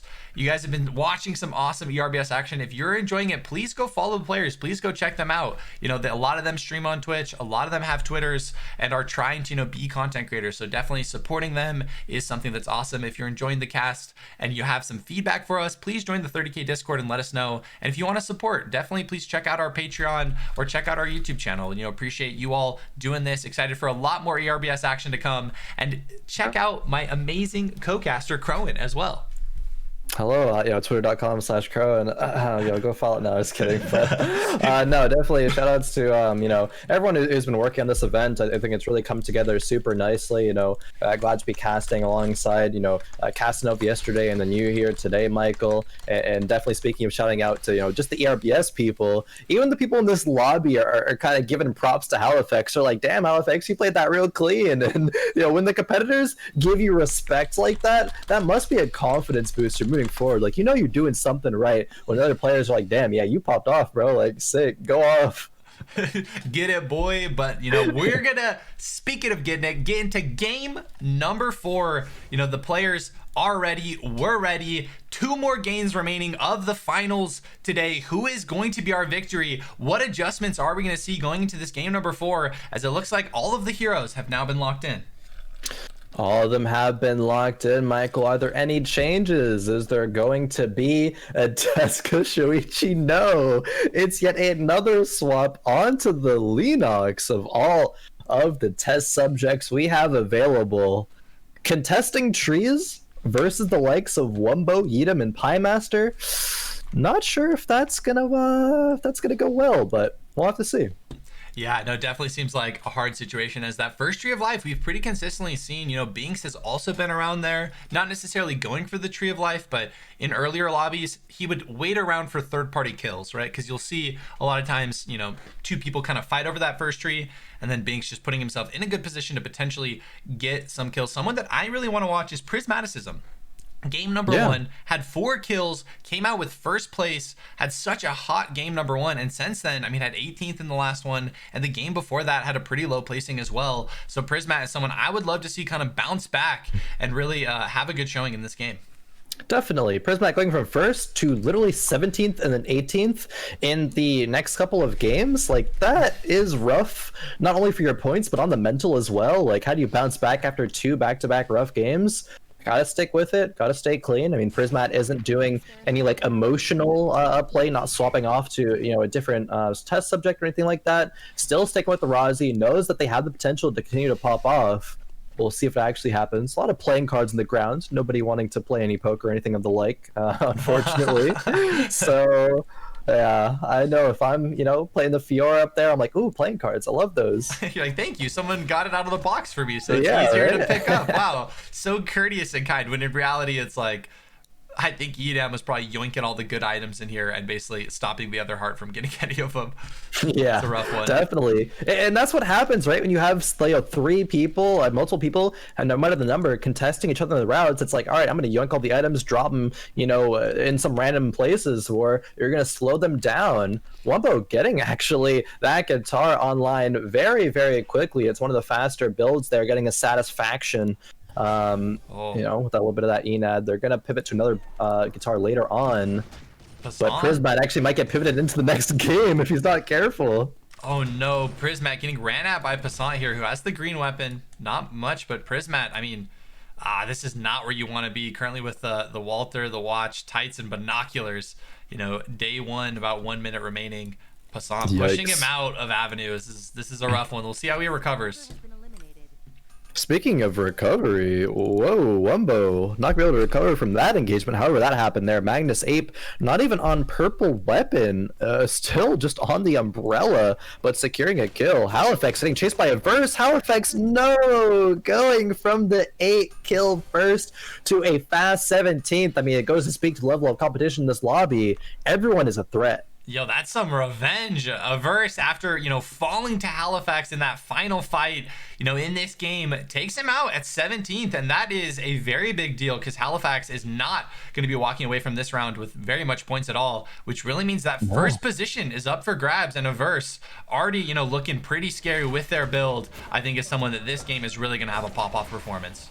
Definitely. Speaking of the scores, Halifax already out. Averse was the 2nd place player. So Averse, maybe, if they have a good game, can definitely find their way into that 1st place scenario. Deus popping the girl in the bubble here, dodging out the, the ulti from Passant. Yeah, it looks like Deus going to be trying to kite here. Passant doesn't have that much mana. The boar, actually, Deus trying to full kite here. Passant still a bit low in mana, not going to be able to actually connect the tongue, and that might be enough for Passant to finish. No, the bubble. Deus, just so much regen here, has food. Passant trying to run Deus down, not going to be able to get it. That hurts. Wow. Okay. So, actually, the Razi did hit the boar, auto attacked it as well, and that could have maybe made the difference if Deus, was waiting for the bubble to come back up, did so in time. Now a bit of a scrap between Passant and Averse, but Averse taking out Passant. Pour one out for Passant. Not the best day of games here. Yeah, Passant, having a rough one so far, but Averse very, very strong so far in this game. Has 2 kills. Pretty much a completed build, and is going to look to be an absolute terror for the rest of this lobby. I do feel like, in the later game situations, does has kind of a difficult matchup, just since this hero is so squishy that, really this game might be the one where Reverse is able to pop off and really get the snowball going, which, I mean, he already is on the way there, has 2 kills, pretty much full build. Oh yeah, I was just gonna mention actually, Averse is a great player overall. Does a fantastic job, even if they don't get ahead, to just kind of like rat it out, not really take engages, able to disengage very very intelligently, and get still a top placement. But if they get ahead, Averse is an absolute monster. Can just bully the rest of the people. Can do the patented Averse combo and pretty much just like one shot anybody. Bit of action was happening in Factory, but Roy gonna run away. Feel like we see Roy here every single time with, not finishing quite the doubloon yet or the camouflage suit, but will do so once they get into the dock area. Still waiting for Roy to get that at least 1 kill, because we're around that time where Roy usually finds one. Actually, always finds one. No, it's true. There's no one in dock. That's literally, I feel like he always kills one person in dock, and there's no one in dock right now. So, no kills for Roy. People maybe avoiding it, saying, okay, Roy's gonna be in dock at this time, I'm just gonna not go there, right? Don't feed Roy the kill. Speaking of feeding, maybe Averse will get fed another. Pie Master trying to juke out some omens here. Yeah, gonna get feared. Averse. Oh, a little bit of lag there, actually. The dance coming out as it looks like Averse able to connect, uses the bow skill as well. Pie Master during that ult falling very low, and that is going to be a third for Averse, and Averse is absolutely terrifying this lobby. But Rengar Oscar now going on to Deska. Ratjammer though coming in for the third party. Is he going to be able to get it? Yes, he is. Rengar Oscar is very upset, and Ratjammer may potentially go for another one. Actually, Rengar Oscar may be able to turn around. Ratjammer may have bit off a little bit more than they can chew, as Rengar Oscar is able to perfectly hit all their spells, but is it going to be enough? Should have the perfect spacing, perfect orb blocking there as well, but not enough to get the kill. Now it's Spy and Yeadam contesting this forest tree as it is spawning. Yeadam going back in onto Spy, but Spy very tanky. Ooh, great juke from the blank cartridge. Yeah, and Spy now in a very scary situation. No longer has that ult. Magnus Ape rotating in as well. Potentially could see the third party from Magnus Ape, as Yeadam may look to go in. Everyone else kind of postured a little bit, maybe Proster and Superior or Ratjammer and Averse. But really, this is going to be the opportunity. If we see a fight, it's going to be Yeadam or Spy potentially getting third party. As Magnus coming in here, just waiting in the wings, trying to see if he can get this opportunity. This is the Magnus Ape Classic. Ooh, 2 people are fighting. Let's go in. Monk steer our way in there. No one was low enough for Magnus Ape to come in with the bike finish, but still waiting for that opportunity. Waiting in the bush. Spy and Yeadam are tangoing again. Yeah, Magnus Ape I think really going to be the big winner here. Trying to go in onto Yeadam. Looks like wants to kill the heart. Okay, are they purposely... looks like, Spy. Oh, looks like Magnus Ape going in here. Able to get, Yeadam is going to fall to Spy, as it looks like Magnus Ape going to go for the Aya as well. Yeah, Spy output too much damage there. Magnus Ape wasn't able to get the kill in time, and that's the Magnus playstyle, right? 2 people are fighting. It's actually very strange that they kept on fighting there while Magnus Ape was waiting, because it's so risky for both of them. I guess Aya was confident enough to continue taking the engage, but Deus actually going to be kiting away from Rengar Oscar now, putting a lot of damage. Rengar continues to chase this. But Binks, someone we've seen come in consistently for the third party, Deus, is going to be able to connect the stun and is now going to play around the car, but this is potentially a scary situation. Has the Fiora and the Lee Dai-Lin here both trying to get him. Deus, if he potentially does get ulted here, Rengar does have probably that rapier skill soon. Deus is going to die. The question is, which one of them is going to, be able to secure it, as they both want to get it. Binks going in here, and is it going to be him? Oh, Deus Still trying to kite. No, Rengar Oscar with the Rapier Fiora is going to be able to finish it off, as Binks is going to be the next person on Rengar Oscar's list. Will not be able to chase, however, too much movement. Rat Jammer using some movement of their own as well. That dagger skill to run away from Proster, but Verse saying, I want a piece of this action. I've already gotten 3, but I want some more as well. Bow skill to scout things out. Actually, just to take out the wolves, it looks like. Using the abilities kind of on cooldown there. Some great farming potential from the hedge. And Roy goes in. Averse does not connect the second portion of that E. Was actually down a lot of cooldowns. Averse there. Woo! A bit over eager. I mean, definitely was strong this game, but was down the W and the Q, opting to E in. And Roy, very strong with the legendary dagger, the radar, and the mithril armor, is going to be able to capitalize on that. And, you know, it's not 5 minutes into the game, but Roy's got 1. Yeah, now watching how that transpired, sure, Roy, you could look at Roy and be like, oh, he played that really well. Averse probably looks back at that fight and says, okay, I played that pretty bad. Oftentimes, you know, a lot self-critical at how they could have played better, but Averse definitely not connecting those E's, not getting the fear away. Roy just got to punish basically for free there. A super dominant fight that we have not expect Averse to really succumb to in that scenario. Either way, we do have some action in the hotel between Prismaticism and Spy, and Prismat needs to make some action happen. Has gotten past the 17th, 18th mark. We had a rough start to this game too, but has recovered, has the full build. Looking like it's hard to step to Spy, however. The hotel tree is up and being contested. Yeah, I know. I can't believe the hotel tree's up here, but it looks like Binks and Proster actually beginning into a bit of a fight here. Binks, are they going to be able to connect the ult? That really is what it comes down to. Proster, level 12 to level 15. Proster trying to juke, not going to be able to do it, and Binks is just so powerful right now, able to take down that Rozzy. Gets the kill even without the ultimate as well. That is huge. Spy now again being bullied off by Prismat. Prismat starts channeling the tree, but Spy's going to come in here, start to push him back away. Magnus Ape though, waiting very, very close to that situation. Yeah, as it looks like Roy going to TP in here as well. Wick going to be spawning soon, so we see Superior, Rengar Oscar, Roy, and Sleeping Lion postured around here. Question is Roy going to start it up and get it stolen again, or is someone else going to be able to take it, as Roy is going to hop onto Rengar Oscar here? Both of them, stat checking each other a bit, could potentially get third partied by the Emma, waiting around, as it looks like Roy is going to be chasing down Rengar Oscar here. Rengar Oscar is waiting for the cooldowns, turns it back with a good W, lands the slow. Roy probably wants to chase, though has the ultimate available. Will he find the kill? Oh, might be able to if he connects that ult. It definitely is going to be a dead Rengar Oscar, as it looks like the Fiora is going to get wall stunned, and Roy is going to get a second as well, able to take the Fiora down. And during all of this, Sleeping Lion and Superior have started the Wick, so Roy may be able to come in and either get the Wick kill or, still one of the kills from Sleeping Lion or Superior. Yeah, it's super important that Roy actually did not use the ultimate there, so still has it available for this upcoming potential Wickaline fight. Binks and Prismat, though. Prismat landing the ultimate onto Binks, but Binks gives chase. Yeah, Binks just running Prismat down here, as it looks like a Wick fight is happening as well that I want to see. Make sure we don't miss this, as it looks like Sleeping Lion and Superior are going to be getting into it a little bit.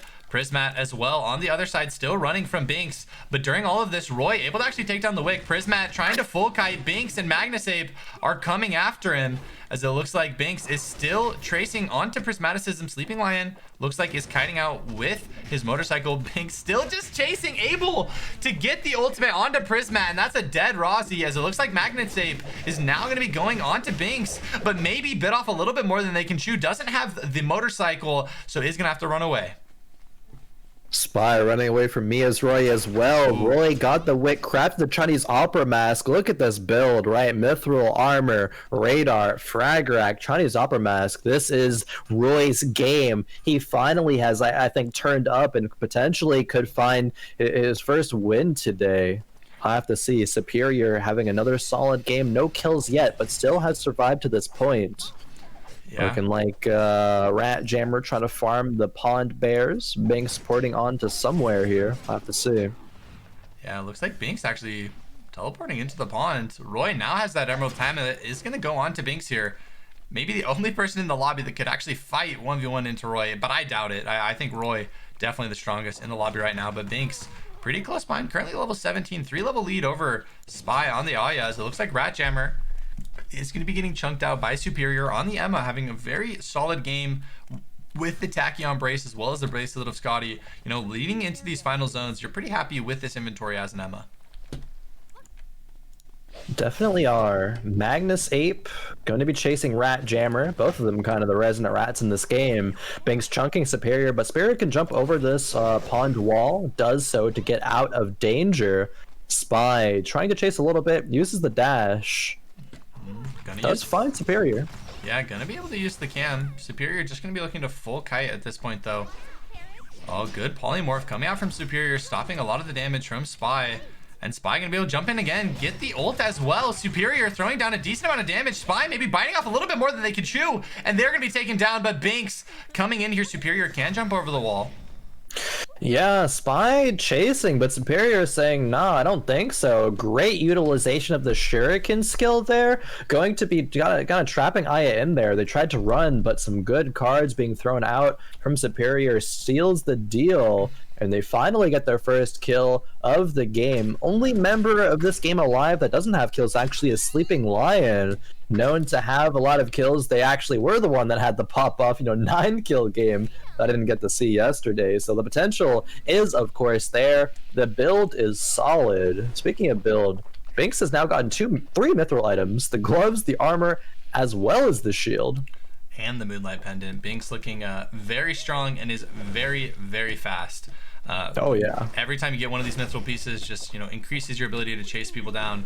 Part of why the lead dial-in really powers up in the late game is that people no longer are able to run away from you. You're able to chase them down with the mithril pieces that you farm. But it looks like Binks is going to teleport it out and is going to run right into the one person they do not want to fight, which is Roy. And it looks like Roy may look to jump onto Binks here. Roy looking for it. The engage is going to happen. Roy is confident about it, but does actually turn around. Maybe seeing Superior there, doesn't want to get third-partied. Roy's like, nah, I'm just going to TP out. It is okay. Superior now on the Suitor Sauna, grabbing the console vision as well. There's a lot of force core items in this game between all of the players. And that's what happens when we get the Tree of Lives and the Meteorites being spawned on the map for free. Yeah, it was crazy too. The first Tree of Life was up for so long as well, right? So it seemed like a couple of the players that may have normally gone for it either had a poor start to their build or were unable to get it. As it looks like Roy is going to be chasing down Magnus Ape. We saw him in the last game against Averse kite so well. As it looks like Superior and Binks are going to be getting into a little bit of a fight here. Binks very scary. Superior going to be looking to kite around. Does have the legendary Shuriken, so a decent amount of damage. But Binks could potentially turn this around. So it looks like a fight may be breaking out in Chapel as well, as there are 4 players around that. But Binks and Superior, if Binks is able to get the all-in, able to connect the ult, may be able to actually take down Superior. But Superior going in with the polymorph may actually, okay, using the Shuriken as well. Binks just getting kited out a bit here. Both players kind of just posturing. You can tell that Superior really knows how to approach the fights, especially into melee heroes, spacing wonderfully, using the Shuriken skill when Binks actually does finally close the gap, but then forces him to run away at that point. Superior showing the Emma prowess there, of course. Sleeping Lion in Chapel, so is Roy. Rat Jammer does run back into the forest. We're going to have our final zone in about 45 seconds, it looks like. We'll see. Oh, actually, yeah, we'll see what the final zone is in 45 seconds, but a lot of members converging in the forest area. Yeah, it feels like forest is already the final zone as we have all 5 players currently here. Magnus Ape, I would expect to just rat out. Pretty consistent. Rat Jammer as well in, the bush, not wanting to get gone on. We have Superior and Binks on the left side, on the flank of Forest, maybe going to pressure these players out, as it looks like Binks is going to push into Rat Jammer a little bit. And we may Rat Jammer trying to grab the console vision, unable to do so though, but has a couple of double guillotines to just protect their little warehouse here. I wonder how many more they might have. Yeah, I mean, that is something always to note is these final inventory lobbies, what do they look like, right? How many traps do you have? How many cams do you have? What does your food look like? So everyone was conversed in forest, but it actually is going to be factory as the final zone, which means Superior, Binks, Rat Jammer, everyone is going to have to make their position on over there. And it looks like Superior is just going to take it pretty slow. Magnus Ape getting gone on here by Roy. Roy no longer having that wick buff, so it's going to be not as powerful as they were about a moment ago or a couple minutes ago. But still pretty strong with their item build. Looking to fight Binks, maybe. Ooh, Binks silences himself, actually. We'll be utilizing that dodge, of course, to dodge Roy's auto attacks. We see the final zone now is going to be Factory. Sleeping Lion and Magnus Ape already positioned here. Looks like the train of test subjects are starting to run in right now, though. Led by Ratjammer, then Binks, then Roy. Everyone finding their way here. We are missing one, however. Yeah, I think it is Superior, not here yet.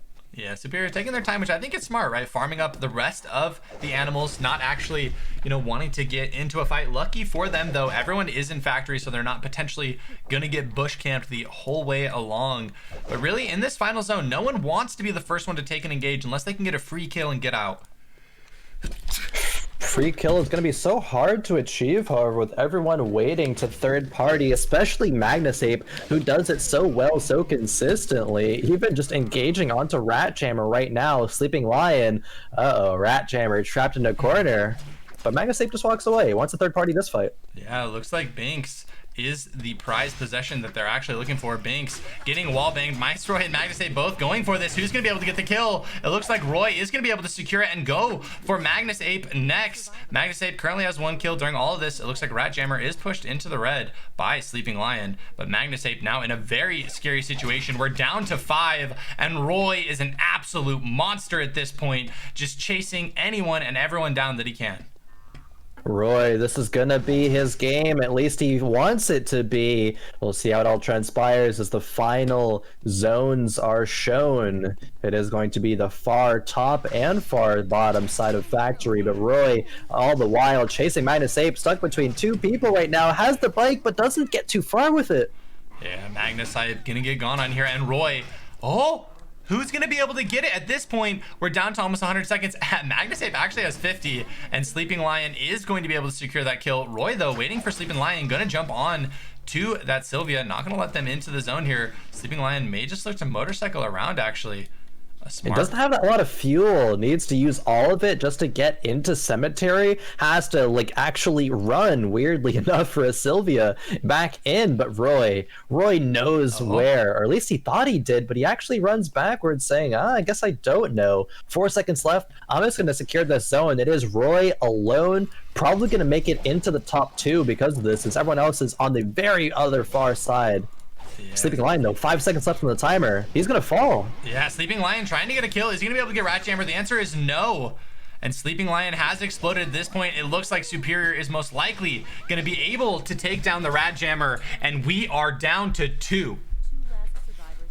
Down to 2 right now. Superior and Roy. Superior really, honestly, both of these players need this victory to have a chance at securing themselves in the top 5 overall. The builds are fire. Suitor Sada, Scotty, Emerald Tablet from Superior. EOD suit is huge as well, but Roy, of course, in that frag rack, Chinese Opera Mask, Emerald Tablet as well, Mithril Armor. 4 really strong items between the 2.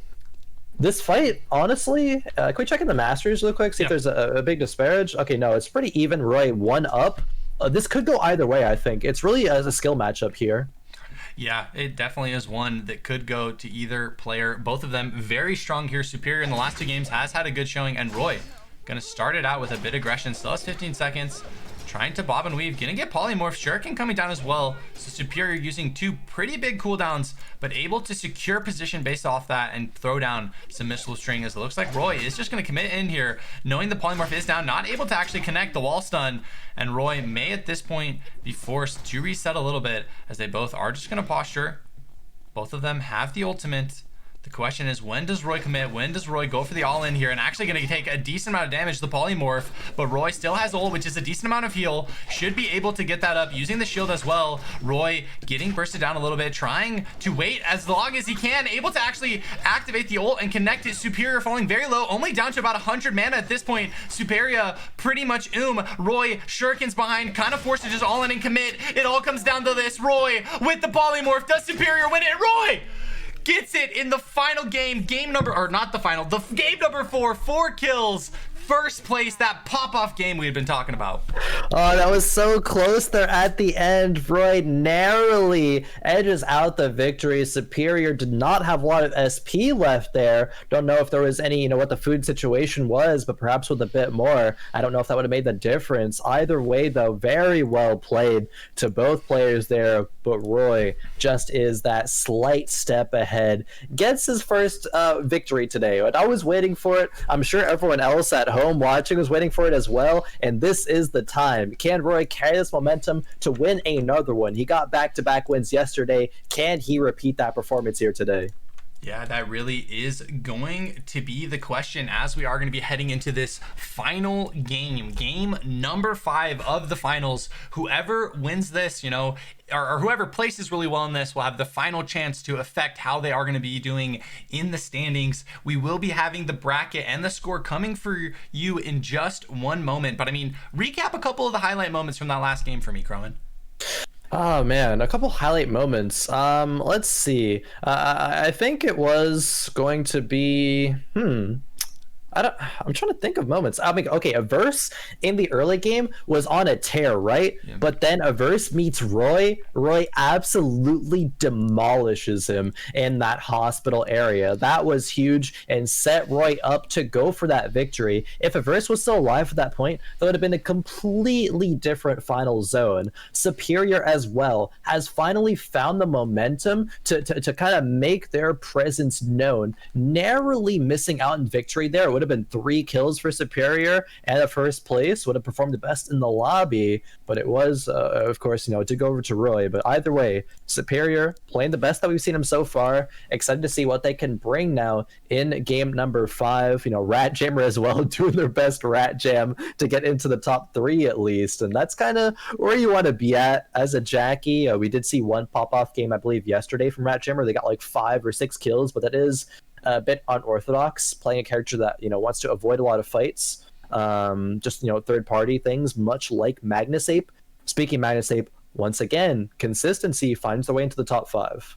Yeah, looking at the scoreboard, we have Averse in first with 60, Halifax in second with 55, Magnus at 54, Roy at 46, Binks at 41, and Yeedam at 34. That's currently the top 6 who would be in the money. But following close behind is Prismat with 33, Sleeping Lion at 30, Spy at 29, Superior at 26, Ratjammer at 25. So really, I think a lot of players within that top 12 have the opportunity, have the chance to get into the money and, really prove that they are one of, if not, the best ERBS player, on the scene right now. And that's really so much for these players. It comes down to that pride of these are their friends that they're playing against, and they want to prove that when it's all on the line, I can take you down. Or maybe they're not all friends, but some of them, it's the fun banter. Yeah. A lot of them are, right? Yeah. As we see a lot of banter happen. This community is very close, and I think it happens because it is, relatively small, and there's pros and cons to it, but the pros are definitely the fact that you can, interact with everybody else. The players you're competing against, you face them on ladder, you face them in tournaments all the time, and that little friendly rivalry is going to be there, and I do love that. I also wanted to pose a question to you about that kind of final zone scenario, just in general nowadays, Michael.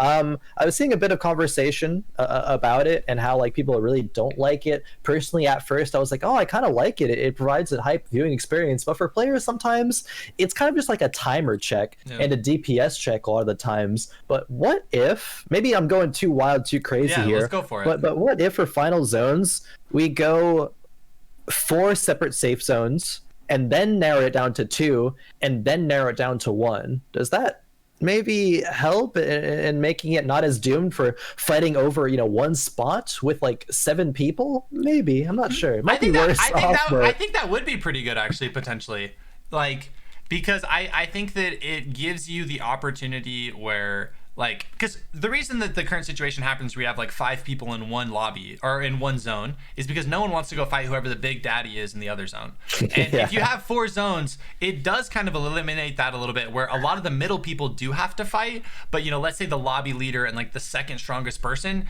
do kind of get that, let's call it, free pass into the next zone stage. I think that would be a pretty good solution. I think that's actually awesome kind of thoughts and feedback. It's a very interesting dynamic there that the top two, as you put it, daddies of the lobby get their free pass to move forward, and the rest of it kind of have to duke it out at that point. That is interesting. Something to think about, maybe. Aesop. Let's take some suggestions over to him. Let's see. However, tell him to play hour early. What's going on right now? Yeah, wait 1 second, because I want to see. I thought their tournament starts at 4 p.m. PST, which is in an hour, right? Yeah, so there should be time. Okay, yeah. Players were fucking. Averse is memeing. He wants to end because he's in first right now. Averse straight up gave me a heart attack. I was like, oh no, we gotta cancel the broadcast. But we are gonna be getting a game number 5, guys. So there is gonna be ERCL duos later tonight. That's gonna be on Skaz's channel. Once we finish this, I am gonna try and ideally host you all over to that. But that is some excellent ERBS action if you want to watch it later. I'm actually going to be playing in that with Cure as well, so hopefully we don't get face rolled by all these really good players. But I just want to take this moment before we get into the final game to just say thank you to everyone that's been a part, been involved. Thank you to the viewers, thank you to the players, thank you to all the 30K staff for helping, thank you to the commentators, the sponsor Challenger Mode. We're really excited about this ERBS event, and we're excited to do more moving into the future. So appreciate you all. ! Discord if you want to join the 30K Discord and give us some feedback about how we can make this better. But without further ado, the players are ready. They're starting to spam R. So we are going to be getting into the last game of today for the 30K tournament. It's been an excellent journey. I've enjoyed having it with all of you, and let's go into the final one. All right, question for you. I'm not sure if this was discussed or planned. Are we going to have a winner's interview? Is there enough time for that? We totally have time for that. We did not have one planned, but I would totally be down to hop on one and do a winner's interview. We probably wouldn't be able to do video, but audio. Yeah, audio. That's going to be great. If the player who wins, we'll see who it is. If they're willing to do so. I always love getting the perspective of players. After victories, of course, it is super hype. Get a bit of their thought process. You get to hear, for the audience, you get to hear the perspective of the best of the best players in North America, how they're approaching all these new changes in the meta, how they're feeling after it, what's their goals moving forward in ERBS in the future. Definitely loving that. And what else I am loving is seeing Passant swap to the Adela for the final game. Another swap, actually. Prismaticism is the only Razi remaining. Where was the other? It was Passant and then Proster, who's moving over to Sylvia. Yep. That's something we saw in the matches the other day that, Proster did whip out that Sylvia to pretty decent success in that game number 2. Had like a couple of kills, wasn't as strong as the Razi, but hasn't had as strong of a performance on the Razi the last couple games, so is going to opt for that. Averse does have a much easier archery this time, right? Less people in this area. Oh yeah, now down to 2 people in archery as opposed to like the 4 that it was earlier. A lot, much easier, and actually has the Heelys like very, very early as well, so being able to just get that fast movement speed to loot even faster. Prismat and Proster gonna be still contesting each other in the beach, even though Proster is on the Sylvia instead of Razi. Still want to get that carbonated water, and maybe one of them missed it. I'm actually excited to see who is able to TP out immediately and who has to loot all of the uptown to find it. Proster gets the advantage on the early chicken, and that's huge. Yeah. Maybe got leather there, maybe didn't. Both people actually probably got water because they are teleporting to the dock area, I would imagine. Yep. Man, they are pretty much running the exact same build as people are going to be starting to finish up their weapons soon, which means we may potentially see a fight. Proster recognizing that Prism probably was about to finish the weapon, doesn't want to allow that to happen. As this is the final game, so people may get really aggressive here. He still needs the leather, actually. Prismat, who got the loot there? Oh, okay, Prismat did. He has the green weapon. Proster, does Proster have it? No, he's on, I believe. Yeah, okay, didn't get the leather, actually. Wow, that's huge, actually. Huge implications for Prismat. Is going to have the edge, is going to be able to maybe now bully out Proster now that Priz has finished this Electron Blaster. Needs to find Proster, needs to also find some SP to work with as well, because that is rather low. Yeah, so won't be able to use a lot of those spells, but, as players are starting to finish up their purple weapons, we may see some fights breaking out as we currently see 2 hearts going at it here. Pie Master needs a good game here if he wants to break in to that placement. So definitely being able to survive from Udem here is pretty important. Udem as well, in like the top top 5, top 6, if they have a really big game, potentially could, you know, increase their seeding in the money. Yeah, once again, seeing the Yeedham Pie Master kind of showdown in the early game chapel here. Yeedham does take the advantage here. No kills were had off the back of it. Tesca actually swapping test subjects again, is now on the Adriana. Tesca just, you know, slamming them all in a random generator and saying, okay, I guess I'm playing this one this game. He's kind playing of the funny Iron Man enough, challenge. He's, you know, spinning the wheel. Yeah, actually spinning the wheel here. I love it, actually. Tesca, if you're able to pull out multiple test subjects, multiple characters, and use them to some success, like, that goes to show your skill and your versatility as a player, and then that is a beautiful thing to see. Passant showing that flexibility as well. Of course, moving over to the Adela, has finished the Misteltein, runs into Tesca. Potentially could win this. Looks like Passant actually not looking to fight. Opted in the last couple of times to take a poor fight, so maybe, you know, recognizing this one doesn't want to actually get into a fight early on, as it looks like Sleeping Lion is going to go for the kill here. Really good job there from Wumbo to, you know, use that wall to juke back and forth. Yeah, Sleeping Lion does have a lot of fuel though, so we'll continue this chase. Wumbo has to get on out of here because Sleeping Lion does have the advantage, popping the showstopper back to full HP. Yeah, I think Wumbo is going to be in a bit of a scary situation here. Are they going to be able to make it over the wall is the question, and once they do, there may potentially be a Tesca, or Sleeping Lion may again just jump over and look to get onto Wumbo. Sleeping Lion looking to get this chase down, as it looks like Prismaticism and Proster are going to be going into a fight here as well. Proster able to make it on out of there, but Sleeping Lion, I mean, the Sylvias right now, really the center of the action, as it looks like Sleeping Lion still trying to chase down Wumbo, still trying to get this kill. Hearts are just so hard to kill. Oh, they are going back over the wall. Sleeping Lion runs to beach and then goes back over the wall again to hotel. Passant only has, of course, the legendary rapier and the straitjacket sneakers online. Yeah. Needs to craft some more in the pond area. Pond is actually not being contested right now, where it usually is around this time, maybe a little bit earlier. Yep. But nobody has fallen yet, and we're rounding around, you know, the 4.5 minute mark. Tree of Life and Forest spawns in 1 minute. Maybe we'll see some contest over that. I wonder who got that hotel tree. Maybe it was Wumbo. We'll have to check in and see that soon. Yeah. Wumbo or potentially Tesca's. Both of them were around there. So looks like Wumbo is going to get gone on here by Tesca. Binks as well potentially could be going on to Superior here in Factory. It looks like Superior is going to be able to kite out. Lots of fights are starting to break out here, as we have Rengar, Oscar, Deuce, and Spy. Also, all three of them scrapping. Spy running into Deuce. Doesn't actually have an accessory here. Deuce, if they're able to connect, their stun potentially could do a lot of damage, as Spy is potentially between. Oh, good sidestep. Oh. Great sidestep there. Rengar Oscar going to be trying to go for the third party. Looking at Spy, lands the ease. The flashes come through. And actually, Rengar Oscar waiting for the Cicella ultimate to come through, then sniping the last hit. But Deus is there, still chasing Rengar Oscar. Is the stun going to connect? Oh, looks like Rengar Oscar trying to kite out here. The stun coming up soon. Magnus Ape as well, waiting in the wings to throw the bike to steal the kill. But Rengar Oscar lives to fight another day. And Magnus Ape potentially could be forced to use their bike here, as Deus is still trying to chase them down. The Unstoppable, the bike is forced from the Magnus, and it looks like Magnus Ape is gonna, you know, live to rat another day. Monka steers right into the boar, finishes off as well. Nice little, you know, little min-max thing there. If you're gonna bike away, might as well get some hunts or get some animals with that as well. Pie Master running away from Roy. This is the time where Roy's gonna try to get that first kill. Yeah, it looks like Roy going in onto Pie Master here. Averse also potentially in a fight with the Passant, but the question is, will Maestroy be able to get this? The ult is forced out from Pie Master. This is, you know, a pretty desperate situation. It's still on those running shoes, so Roy is most likely going to keep this chase up until he is able to take that heart down. And during all of this, Averse does slay Passant, but we watch Pie Master get slain by Roy.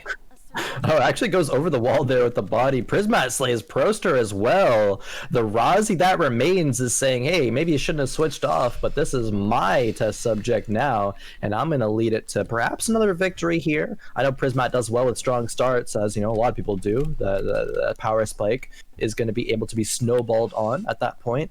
Tesca running away from Sleeping Lion, but Averse is there. Oh, yeah, Sleeping Lion and Averse both coming in. Averse with the KS, able to actually get the, well, not a KS, they both did like 50% of the damage, but the last hit with the Q there, really well played, patience, securing the kill onto Tesca. And we're now down to 13 in this final game. Averse, the current point leader, has 2 kills. Definitely, if someone wants to secure that first place, they're going to need to take him out soon. Definitely will.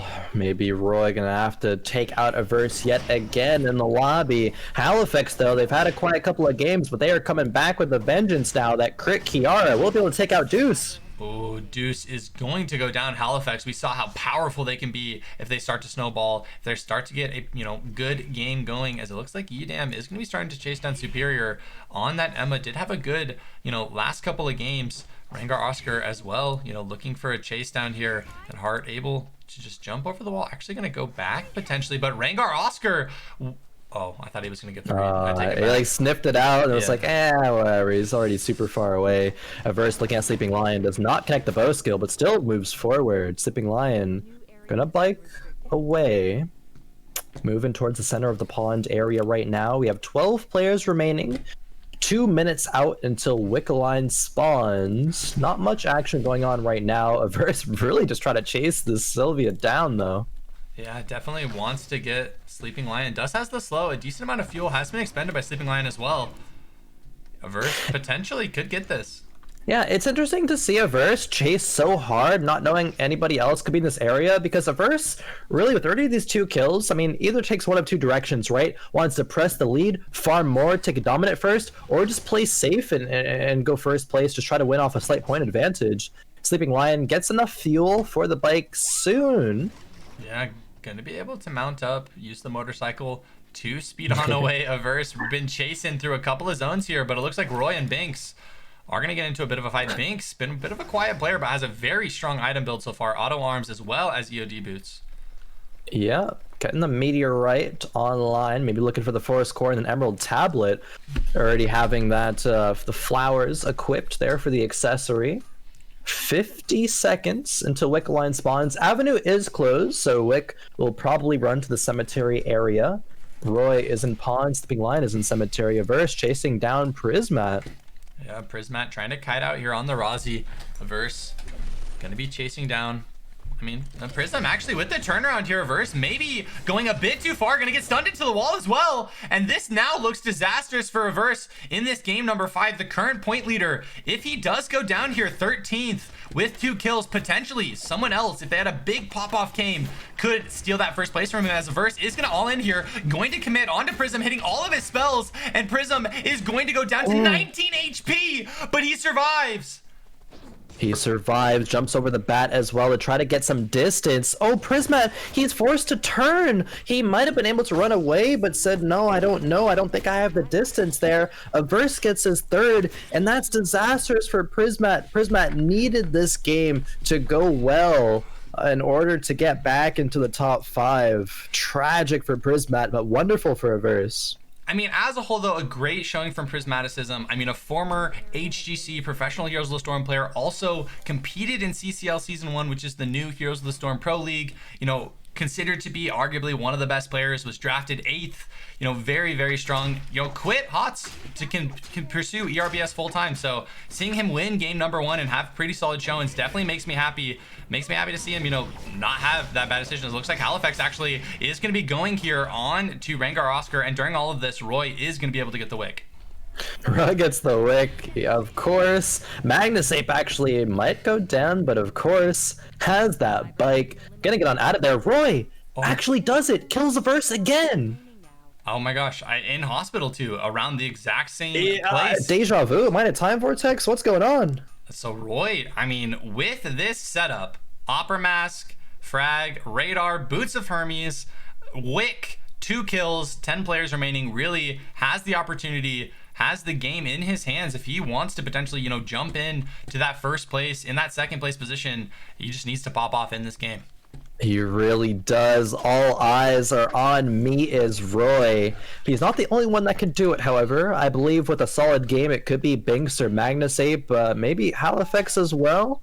well, maybe Yeadham. There's actually potential for a lot of players. If there's 9 people minus that one individual remaining left in the lobby. So if they're able to pick up like say 5 or 6 kills out of the remaining players, it could still push their way into victory. Yeadham looking at Rengar Oscar. Yeah, Rengar Oscar going very low here. It looks like Roy as well going to be chasing onto Wombo, as it looks like Rengar Oscar just full kiting, does have the Mithril Rapier, which is pretty good. Gonna get connected on by the Q, gonna be forced to eat some red time. Actually, Yeadham wants this kill onto Rengar Oscar, doesn't want to let the Fiora get away. Magnus Ape, though, is in school, potentially could get the third party if this fight does. Actually, Yeadham turning around onto the Rengar Oscar, but not gonna be enough. Not going to be enough. Forced to eat a lot of red zone timer, and that has huge implications, of course, as we move towards the final zone. Oftentimes, it does turn out to be just a timer difference, and already down to 10 seconds. Yeadham has to find more kills to raise that timer back up. Actually, going a bit of a wrong direction here. Yeadham has to get into hotel. You hate to see it. Oh, no. It's like this stressful end moment. You just got the kill, Yeadham. You hate to see it. That definitely is not the way that Yeadham wants to go out. But a solid performance from Yeadham this whole tournament. Definitely props to them for their performance so far. That does suck the way it goes, though. That sucks. Now it might suck for Wombo as well, as Roy is the terror of Lumia Island, forcing Wombo's ultimate. Roy with the Wiccaline buff has no SP, however. Ooh, Sleeping Lion, though, coming in to yoink that kill, just waiting. We've seen this so consistently today, someone waiting in the wings, but I think Wombo is going to fall to Roy, as it looks like Roy is going to be able to finish it off. Sleeping Lion may potentially come looking for the third party, but not actually going to do it. Yeah. That's the right time. Run from Roy. Run from Roy. Yeah, run from Roy is the name of the game for a lot of players here left in the lobby. Roy, of course, once again being on those 4 RNG items: Frag Rack, Hermes, Emerald Tablet, and the Chinese Opera Mask. Like, Roy is not a player you want to run into right now. He's going to win pretty much every single 1v1, but Magnus Ape doesn't want to find 1v1s. He wants the third party. Won't find a kill, however. Superior goes over the wall. Does have the Emerald Tablet again. I mean, that's something maybe a bit of an adaptation. Superior, it seems like, is favoring that extra crit and CDR with the legendary. I mean, your auto attacks do a pretty decent amount on the Emma, so I think the build is pretty solid. Yeah, it is. Suitor Sana, Mithril Shield as well, giving a bit of attack speed. Emerald Tablet, like this build is solid. Superior is going to be a big threat approaching the end game. They've had, again, a couple of rough games, but they really have found their footing here and have really turned it up. So impressed with that kind of mental reset, playing the rest of these games so well. Hopefully they can find some kills, because they're going to need some mastery under their belt to at least contest with Roy. Speaking of mastery, getting a look at it right now. Yeah, 16 on Roy, and about like 11 and 12 to everybody else, 13 Binks, and 14 for Halifax. Yeah, so it looks like Halifax in second place when it comes to mastery, but Roy definitely, as you mentioned, the terror of this lobby. Everyone looking to run away from him, as it looks like Roy is going to eat the guillotine. Binks potentially looking for the turnaround. Binks doing a lot of damage here. Roy actually getting ulted. Roy falling very low. I spoke a little bit too soon, and just like that, the Titan of the lobby is slain by Binks. Actually, Sleeping Lion yoinked it. I lied. Sleeping Lion steals the kill, but Binks did the hard work. Did the hard work, and now Halifax is trying to get in on the action right now. Sleeping Lion just steers away, but now with Roy dead, I mean, that's great for a verse, but someone else could still pop off. Roy, though, I think Roy was a bit over aggressive, walking back into the double guillotine. Like, that's a lot of damage in and of itself, let alone giving Binks time to then keep the keep the damage up with multiple third parties available. Roy could have just ran away from it and been safe, but the over aggression there means he gets punished. Yeah, no, definitely the over-aggression from Roy. Using, with that Wick buff, maybe thinking he's a little bit more powerful than he actually is. This looks like Halifax and Sleeping Lion, maybe, they're just both gonna, ships in the night. Ships in the night are passing. We are approaching the final zone. We'll see what it is in about 40 seconds, whether it be chapel, cemetery, or hospital. A couple of gold boxes actually dropping in the hospital and cemetery as well. There is one in forest, but nobody is there to claim it. A few members in pond. Magnus Ape, time and time again, so good at just being so consistent in the placements. Like, I don't know, it's hard to do that, honestly, and he's able to make it look effortless almost. Yeah, no, definitely not an easy thing to consistently place in these high level lobbies, so high up, because a lot of times, all these players are running their build very optimally. So a Yep. lot of times you're not going to get your ideal, build or ideal couple of items from the first couple of zones, but constantly he's able to adapt, and we see him just being able to make it out and, know when to rat, know when to run, know when to KS kills. And I think a lot of that just comes down to, how much he does play this game. Respect to him, consistent player, as Binks actually falling very low here to Sleeping Lion, and Halifax gonna come in for the third party. Sleeping Lion able to get that kill, but the question is, do they lose their life for it? No. Not going to lose their life. Halifax popping the ultimate will not get to reset it. We'll be on a pretty long cooldown right now. We have our final 5. Superior gives chase on the Rat Jammer. Rat Jammer taking a decent amount of damage, actually going for the turnaround on to the Emma. So it looks like Rat Jammer, I don't know if you actually want this fight, as the Emma is doing a lot of damage here. Superior really in these last couple of games have been popping off, and look who is coming on in. We have Magnus Ape saying, thank you very much. I will yoink your kill, Superior. And a lot of that comes down to, I'm pretty sure Magnus Ape just knows where to be. It really does. Like, it's so impressive. Knows where to be every single time. As soon as there's noise pings, it's like, all right, I'm tracking not only if there's noise pings, but where they're heading towards, where I need to cut them off from, and how I'm going to secure the kill. Because a lot of Magnus players might have just said, oh, I'm going to bike, and then the bike doesn't secure the kill. But Magnus Ape says, okay, the bike is not enough to finish it. I need to walk up, wall stun, use another ability, and then bike to secure it. Also going to be pressuring onto Superior right now. The board nearly stunning Superior. Gonna be able to walk away, however. Hospital is the final zone.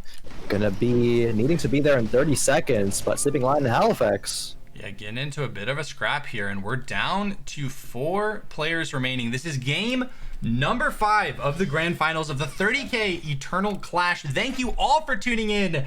I am so excited as we have 10 seconds closing down to this final zone.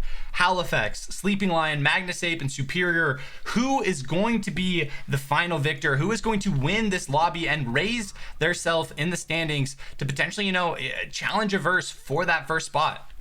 It could very much be Magnus Ape. He has 1, and there are 3 other kills potentially to get. Has been so consistent so far. I believe was around that, 3rd place moving into this final game. Yeah. Halifax, control of the top zone. Superior and Magnus Ape have to find their way in. Remote mines from Sleeping Lion. That is huge in controlling this zone. Even if anyone gets in there, he can push them away rapidly and secure a final 2 because of it. Yeah, Mastery is going to be pretty even. 16, 15, or 14 for everyone, as we have 20 seconds until everyone is going to be forced into these final zones. Remember, red time is important here, so not 100% sure on the red times for the player, but Sleeping Lion is going to be pressuring Halifax here. Sleeping Lion very strong with the auto arm, Boots of Hermes. So it looks like 5 seconds. It all comes down to this. Sleeping Lion definitely in the strongest position. Sleeping Lion in the strongest position, but these members here on the top side are going to be in a bit of a precarious one. Magnus Ape forced to just stun Halifax and kite away. Superior half HP, 30 seconds left on the timer. Timer check for a lot of players, but timers are ticking for 2 of them. Yeah, it looks like Magnus Ape just going to opt to try and get the kill onto Superior, recognizing that might be the best way for them to actually get points. As it looks like Superior, Magnus Ape able to get it. Are they going to get Halifax as well? Did Sleeping Lion just snipe that from deep downtown? That was insane. He just yoinks the kill from Halifax. What? Someone clipped that one. That was insane. Sleeping Lion, actually. The timing to get that kill steal away from Magnus Ape, actually insane. Magnus Ape versus Sleeping Lion, the showdown. Who's gonna win? The bike is not available quite yet, but it will be soon. It will be for the fight. Yeah, it all comes down to this. Sleeping Lion already stealing one of Magnus Ape's kill. We've seen Magnus Ape in this late game situation before. We've seen him in the 1v1 where he did, end up getting that first place. Is it going to be the same versus Sleeping Lion, who does have a pretty decent amount of traps and a very strong inventory here, as it looks like both players just posturing, not wanting to give up too much space. And it looks like, they are going to get into a bit of a fight here. Magnus Ape with the knockback, not going to be able to connect. Sleeping Lion just throwing a little bit of damage into him. This fight's going to be slow right now. What are the timers like? Magnus Ape has a 35-second timer. I'm not sure what Sleeping Lion's is exactly, but Sleeping Lion wants to force Magnus into the smart bombs. Maybe he doesn't even need to. Magnesite forced to run already, has 30 seconds to work with, but 60 seconds Sleeping Lion. Oh boy, he can give chase if he wants to, but doesn't need to. Yeah, Sleeping Lion just gonna opt to, stay in the point, let Magnusape actually full reset, but this is the last time Magnusape is gonna be able to reset, and Magnusape is on a timer, only 30 seconds until the red time does win it for Sleeping Lion. Technically he could just bike up and drive away and he could not lose, but it looks like he is gonna go for the kill. Sleeping Lion versus Magnusape, it all comes down to this. I mean, Sleeping Lion's so strong here, low on SP actually, and Magnusape is gonna recognize that they are gonna lose this one. Sleeping Lion in the final game, able to secure 4 kills and first place, definitely rising themselves in the standings. And really for me, the highlight was yoinking that kill from Magnusape. I can't believe Sleeping Lion was able to do that. That actually is so impactful because it might end up making the difference of placements, which is a lot of money potentially there for Sleeping Lion. If they didn't snipe that kill, it would have been 3-3 between the two. So like 2-point swing or 2 kill swing, excuse me, between the two of them now. I'll have to see. I mean, 3 kills by MiaZroy in that lobby, 3 kills by Averse, but Averse went out in 11th there. Michael, this has been such an amazing finals, but I'm really just excited to see who's going to end up on top and who's going to place into the money as well. Yeah, I'm actually putting that in right now. So we are momentarily going to see who, the top players in the lobby are. Oh my gosh. Oh my gosh. I want to see. Oh my gosh, I don't know. So here's the thing. I don't know if the thing I implemented, I don't know if the tiebreaker is correct, so I don't necessarily want to show it yet. Okay, but let me message Fizz and get I mean, we can show it. I just am not 100% sure who got first. There's a tie for first place. 72 points apiece. I will say it's between Averse and MiaZroy. Right? Oh, that's so insane, actually. Or no, Magnusape, not MiaZroy. Magnusape, yeah, Magnusape. Yeah. So Magnusape, if he got that kill, would have gotten first, 100%. So currently, it shows that he's second place, but I don't know if we have the correct tiebreaker. So I'm gonna double check with the admin, but I'm gonna hop over to it. You guys can see the scoreboard, but before, just know that first and second may potentially be swapped, as we are gonna be waiting for final confirmation from the admin. That's so crazy. The kill from Sleeping Lion actually ended up mattering there. Potentially. We'll see who ends up on top. But man, if that puts Magnusape down into second, man, that's a hype moment. Like, the implications of it's just so impactful. Yeah, no, it's crazy because they literally both have 72. But I mean, also, Averse had 3 kills in that lobby, did go down to Roy. Maybe that's something where he should have played a bit more passive, knowing that he did have a pretty good position so far in the game. But I mean, Magnusape, so consistent. Got 6th place in the first one, and then I feel like every other lobby since then got top 5. And it's just like, that is an unheard of level of consistency. Exactly. And I mean, I think it's actually like it's super nice to be able to approach a tournament and be able to win or perhaps come close to winning with just being consistent. Like, Magnusape not only is consistently getting into the top 5, top 6, I think 6th once, but able to secure a couple of kills. And if you have these people who have the pop-off games, sure, they can contest, but both options are going to be there to win. Honestly, in my opinion, Magnusape's is a bit more impressive. I think consistency is always a bit more difficult to land, as opposed to just like having a hype pop-off game. Sure, it takes a lot of skill and there's a lot of energy, a lot of hype moments there, but gotta sing my praises to Magnusape, even if he does end up being second after the tiebreakers are confirmed. But man, am I curious to see who actually, has that first place and who the rest are. Yeah, so that's something, the guys, that we're currently, just double checking the tiebreaker, but I want you all to know top 6 are all in the money. So, that means Averse, Magnusape, Roy, there were a couple other theirs as well that my brain is now pulling a blank. Halifax, I believe Sleeping Lion, so those are going to be kind of your top 8. And then I think Priz. Was Priz in? No, Priz was not. Ooh, Sag. No. So we have Averse and Roy tied for, Magnusape tied for first, and then it's Halifax, Sleeping Lion, Banks, and Yeah, so I think that's who it'll be. Yeah, what a crazy freaking tournament, man. We're still waiting on the confirmation for first. We will update that and let you guys know. But if you enjoyed the gaches, if you enjoyed the games, please hit the follow button. Follow Khroen, on Twitter. It is, as you see on the screen. He also streams on Twitch, an amazing caster. Follow Casanova, the other channel we were also casting at. Same with Motif Games, who was the other caster for us.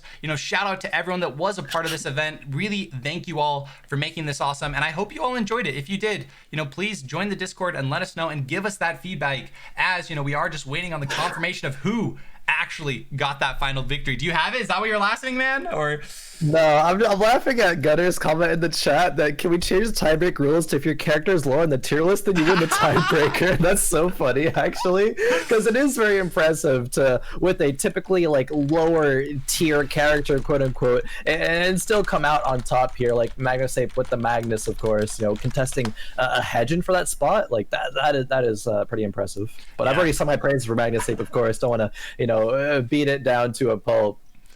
All right, and it looks like it is going to be a verse securing that first place. So he did have more kills, so he is going to win that tiebreaker, and that is why a verse is going to be getting first. We're gonna have Magnus in second. So I would love to try and get our boy a verse on to the cast if we could potentially get an interview. I messaged him. I'm not sure what he's up to. Okay, yeah, I was to say that definitely would be awesome. And guys, please, there's $50 to whatever the top clip is. So if you like something, please tweet it at the 30K org, post it on our Discord, and we will have voting on that next week. And whoever has the top clip, we will be giving $50 to. So if there's some action that you enjoyed it, definitely clip that and send it to us, because we'd love to make some recap videos, some YouTube videos and stuff, just more quality ERBS content moving forward into the future. I'd love that, and I'd love to talk to a verse here and get his excitement, get his hype onto the broadcast. Still waiting on a response. I think chat's saying he's AFK bathroom, maybe holding it in until he won, and then be like, all right, I gotta run. I don't know if that's actually the case, but it would be funny if it is. But man, what a wonderful day of games. Like, thanks Michael for bringing me on here. I had a blast. Thanks to everyone supporting. A verse said he's down. I'm gonna add a verse to the call. Do it. Let's get him in here. All right. Let's do it here. All right. Trying to get him a verse. Are you here? Hello. Hello. Can you hear me? Oh, yes, we can hear you. Congrats on winning the 30K Eternal Clash verse. You played so well, and it was a nail biter towards the end there. First of all, I want to get your perspective. In game number 5, you were popping off, had a few kills. What is your mindset? Do you want to go aggressive? Do you want to play safe? What kind of led to you actually falling down there? I ran into the one character that makes me hate playing Hedgen. Yeah, the Roy. On that, of course, on the Kathy, you fell a couple of times to that, but past that, Averse, you won. How are you feeling about this whole tournament? How are you feeling after winning? I honestly am surprised I even won, because I feel like I didn't pop off too hard in these games, but I guess I'd had little mini pop-offs across the whole thing. As soon as Roy started getting a lot of kills, I was sweating a little bit. But yeah, I don't know. It feels amazing. Winning with Hedgen kind of, yeah, feels good. Yeah, definitely. Pass it over to Michael. You have any questions? Yeah, Averse, first off, thanks for playing, man. It was awesome watching you. Congratulations on that first place victory. All right, so I am going to ask you. So in game number 5, right, you did run into Roy near the end there. You had 3 kills and were in 11th. Did you think about maybe playing it a bit more patiently? Or is that something that you were kind of just looking to get as many kills as you could? I'll be honest, I had blood on my mind, and I was ready to kill anyone I saw. Unfortunately, it was Roy, though. As you said, hard matchup. Respect for a king, you know what I'm saying? Hey, Averse, that's all the questions I have for you. I just like to give you the opportunity, the moment. I know you stream on Twitch. Where can people check you out at? What kind of content can they find on your stream? Definitely just take this moment to let people know where they can watch you. Yeah, I stream on pretty much the only platform I use typically is Twitch. I stream at twitch.tv/Averse, and I'm probably going to be doing the Iron Man challenge more, so that's going to be a lot of copium. What's the Iron Man challenge for those that don't know? So I try to go on a 26 win streak with the whole roster, and I have 2 chances on every character, and if I fail, I go back to the start. It is a wonderful experience. Have you beaten it yet? Have you actually done it, or? I've gone to 13 out of 26, then we lost on Jackie. Ooh, dang. So, but the day that you actually do it is going to be awesome. Averse, thank you so much for joining us on the broadcast. Thank you for playing in the 30K tournament. Congrats again on your victory, man. Thank you. Thank you so much. Thanks for hosting. Yep. Later. All right, guys, that is going to, wrap up the day of ERBS games for us. That's going to be the end of the 30K Eternal Return event. But guess what? In about 30 minutes, there is going to be more ERBS action over on Skaz's Twitch channel. We're basically going to be getting a duos ERBS tournament this weekend, today and tomorrow. I'm actually going to be playing it with my teammate Cure. So if you guys want to, tune into the official broadcast, a lot of great commentators over there. But yeah, that's going to be it for us. Thank you all for tuning in. Before we head out, Khroen, any final shout outs from you before we leave? Yeah, once again, it's been a blast, this tournament. There's so much support from the community, so many hype moments. Excited to see who wins on that, pop off, most impactful or kind of like best play. But it's just been a dope event. So thank you for, putting it together. Hope to see, you're talking about it a bit before. You'd like to be able to do more, but we'll see actually how that transpires. I would love to see more in the future because this community is amazing. Shout out to all you all. Shout out to Twitch chat. Shout out to all the competitors here. Magnus Ape as well, coming so close to victory, tying a verse there. Some impressive stuff. But I've been Khroen. You can find me on Twitch and Twitter at Khroen. Loved casting ERBS.